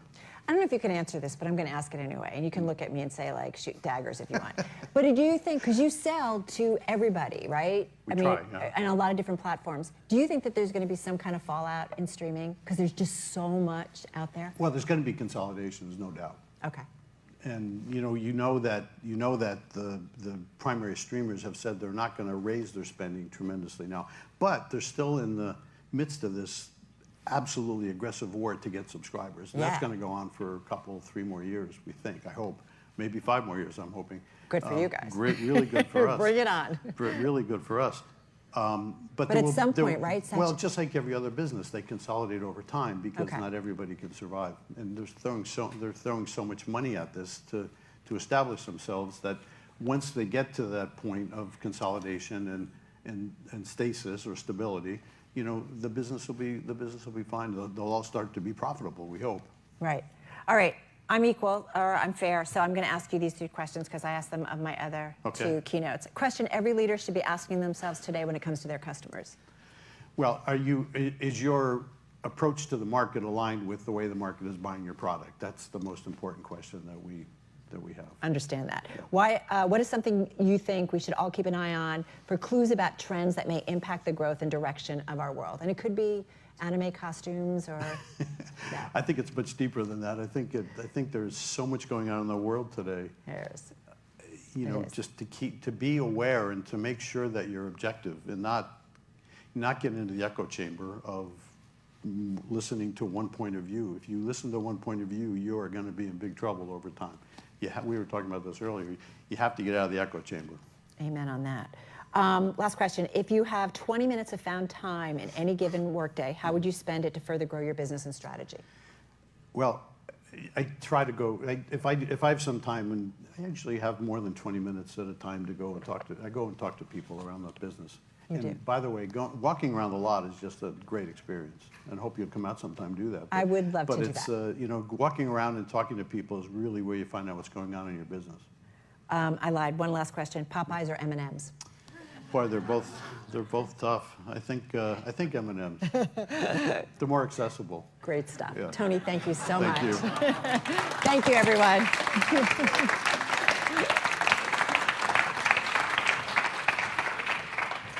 Please welcome to the stage Bloomberg Head of Media and Entertainment Coverage, Lucas Shaw, with Bloomberg's Mark Miller.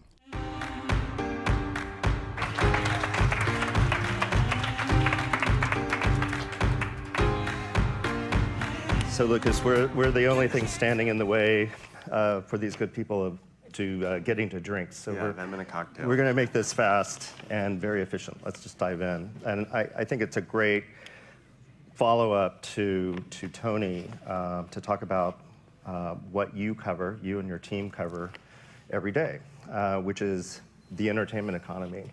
You've been building a team now over the last couple of years, and you yourself are focused, particularly, I think it's fair to say, on the nexus of entertainment and technology. And obviously, technology is a major driver of growth and disruption in this industry. Yeah, as Tony was just describing. Exactly. So this is the Growth Summit, Growth achieved by focusing on customers. So I wanted to start with something that he just was commenting on, which is this rabid race for subscribers for the streaming services, for example. That used to be, or for a while, seemed to be the only metric that really mattered to investors, but that seems to be changing. Why is that? I mean, so much of what has occurred or changed in Hollywood over the last decade kind of begins and ends with Netflix. You go back in time and Netflix was adding 25 million customers a year.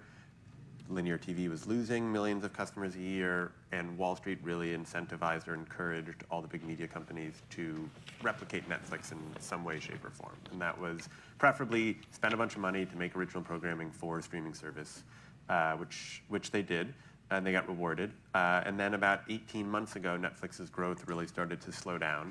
That happened kind of this year at the same time that there started to be growing concerns about the state of the economy and the fear of a recession. It's important to remember that all that growth in streaming and that investment happened at a time of sort of expansion where people, in general, Wall Street rewarded companies that were spending and cared a little bit less about profitability. Now investors care a lot. I mean, they still want to see the growth. When Netflix reports more subscribers, that's seen as a good thing. But they also want to see profits and kind of reasonable spending from a lot of the traditional media companies, whether it's Sony or Paramount or Disney or Warner Brothers Discovery. They want to see that they're considering profitability at the same time as growth. Right, because ultimately, you can't, if you're not profitable, you can't sustain this level of spending. Yeah, I mean, all these companies are basically seeing their profits go down as the streaming numbers go up, because right now streaming is an unprofitable business for everyone but Netflix. Really? Yeah, I think the estimates would be that if you take Netflix out of the equation, the major streaming services lose between $10 and $15 billion a year, collectively. Wow, okay. I don't think I realized that. Yeah, the only mystery to me is we don't really know the numbers for YouTube, which is obviously in a little bit of a different category. But we don't get it. We don't have a clear sense of whether they make money or if so, how much, because they have really high costs. Right. Right. So what are the areas for potential growth going forward, given the economic environment we're in? Well, Tony talked a little bit about one of them, which is international. Netflix now has about 2/3 of its customers outside of the U.S. Disney Plus has more than half of its customers outside of the U.S., a lot of them in India. Warner Brothers Discovery is in the process of rebranding and expanding HBO Max. Paramount Plus is in the process of expanding. There's Korea, India, have become huge markets, especially as China has become a sort of a less dependable partner in the recent years. Latin America is big, both for Hollywood and for some of the music streaming companies. The other one I'd note is advertising. We have the launch of the Netflix ad tier today. Disney's introducing an ad-supported service in December. And then there are these sort of free services like Pluto and Tubi that are growing pretty quickly. What we don't know is that going to be growth for the whole industry, or will that just be money shifting over from linear into streaming? So I'm glad you raised Warner Brothers Discovery, because that's obviously one of the biggest mergers in this space that's happening. And now the CEO there has to reduce costs fairly dramatically and has to rationalize a bunch of streaming platforms that exist there. What do you think of his strategy? Look, right now it just looks like a lot of slash and burn, which I suppose was inevitable when you combine two companies and there's a ton of debt involved, and you're combining two companies with similar assets, which means you see synergies. I do feel like they are trying to take a more kind of rational approach to spending, or they epitomize the shift that we're seeing in the broader market, where previously when it was owned by AT&T, they had this guy, Jason Kilar, who came more from a tech background, and he was all in on streaming, and that meant collapsing the period of time between a movie goes in theaters and when it's available online. That meant not licensing out library titles to other streaming services and putting all the energy of the company behind HBO Max. David Zaslav is taking a bit of a different approach, where they still want to grow streaming, although they have to figure out what the name of their new service is and how they're going to market it and all those things. And it's going to combine HBO and Discovery. HBO Max and Discovery Plus, they're going to squish together. But they're trying to bring back movie theaters and bring back licensing, because they feel like there's a balance where you can still make money from some of the traditional ways and marry that with streaming. on paper, it sounds great. Right now, they're just sort of subject to one bad bit of press after another. Well, if their standalone streaming platforms are losing money, then it seems like that's a logical or a good strategy for him to.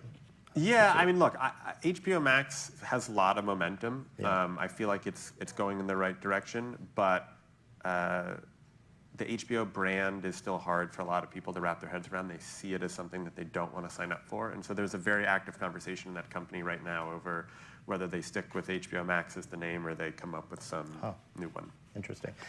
Tony also mentioned the idea that there'll be further consolidation along the lines, I would think, of what we have seen with Warner Brothers Discovery and others, which leads me to ask you, what are the implications of that for both customers and for content creators? The good news for customers, I think, is that there are too many streaming services right now. So you have, between what's on cable and what's on streaming, you have to go across 6, 7, 8 services to find things you want. Certain soccer matches, if you're a fan, are only on Peacock or only on Paramount Plus. Certain football games are only on certain streaming services. There's a lot of high-end programming everywhere. And so I think some of the consolidation should make that a little simpler. Maybe you only have to pay for 3 or 4 to get what you want. The downside to that is likely higher costs. We're already seeing, Netflix has been raising prices for 8 years now. Disney Plus is raising prices for the ad-free version. I think that whatever HBO Max becomes will be considerably more expensive than it is today. And so you'll pay for, fewer things, but probably more. The creator, or the creative business, I think it's a scary moment right now because the last 5 years, it just seemed like anyone who moved to LA with an idea for a TV show could sell it. Right. And now they have a lot of people who are more reluctant to buy, more, gonna say no because it's not a sure thing that they'll be able to sell it to a Netflix or a Disney Plus because everyone's being more cautious about spending. Right. So Bloomberg obviously is investing in this kind of coverage of this entertainment economy. Your newsletter, Screen Time, is quite popular and influential. How do you see the growth of your team and what's next for you guys? Well, we earlier this year added Ashley Carmen to our team. She's probably the preeminent reporter on podcasting. She's also writing more about music, which is something that I cover as well, so we collaborate a lot. We're about to add someone to cover kind of Asian media and entertainment. As of now, there's no kind of major press outlet that has a full-time entertainment reporter in the region, which is insane to me. You think about K-pop, you think about Bollywood, you think about anime. It's a huge market. And that's really the beginning. I mean, I feel like right now Bloomberg does some of the best coverage of entertainment, media, and I think of it as the business of pop culture around, but we need more people and we need to keep investing, and we're starting to do that. And we may have we're thinking about having an event in Los Angeles in March. Can't say a lot about it right now. There will be more to come. I hope many of you will be there, but all the topics that we're discussing today will be discussed there. Yeah, go to BloombergLive.com for further details on this event, which is going to happen and is going to be pretty exciting. I know, I shouldn't have said May, sorry. So yeah, be sure and check that out. And now we're going to let you go get drinks. So thank you very much. Should I wrap? All right, don't get a drink yet. I want to say thank you. Thank you so much. We really love having everybody in the building. We love the conversations that we get to do with everybody. So thank you so much for participating. We do want to thank our sponsors again, because it's really how we get to do this. Our founding sponsor, Salesforce, an amazing partner for us, as is the presenting sponsor today, Jobs Ohio. Let's give them a round of applause. Yeah. If you want any information about our sponsors, just go to the resources tab on the event website and get more. I do mean it. You guys were a great audience. It was so much fun to play with you. Thank you so much. If you missed anything, want to go back, BloombergLive.com, Bloomberg Growth. You can find that on demand, and you can go back and listen to the questions, the interviews, all that good stuff. Now go get a drink. Thank you all.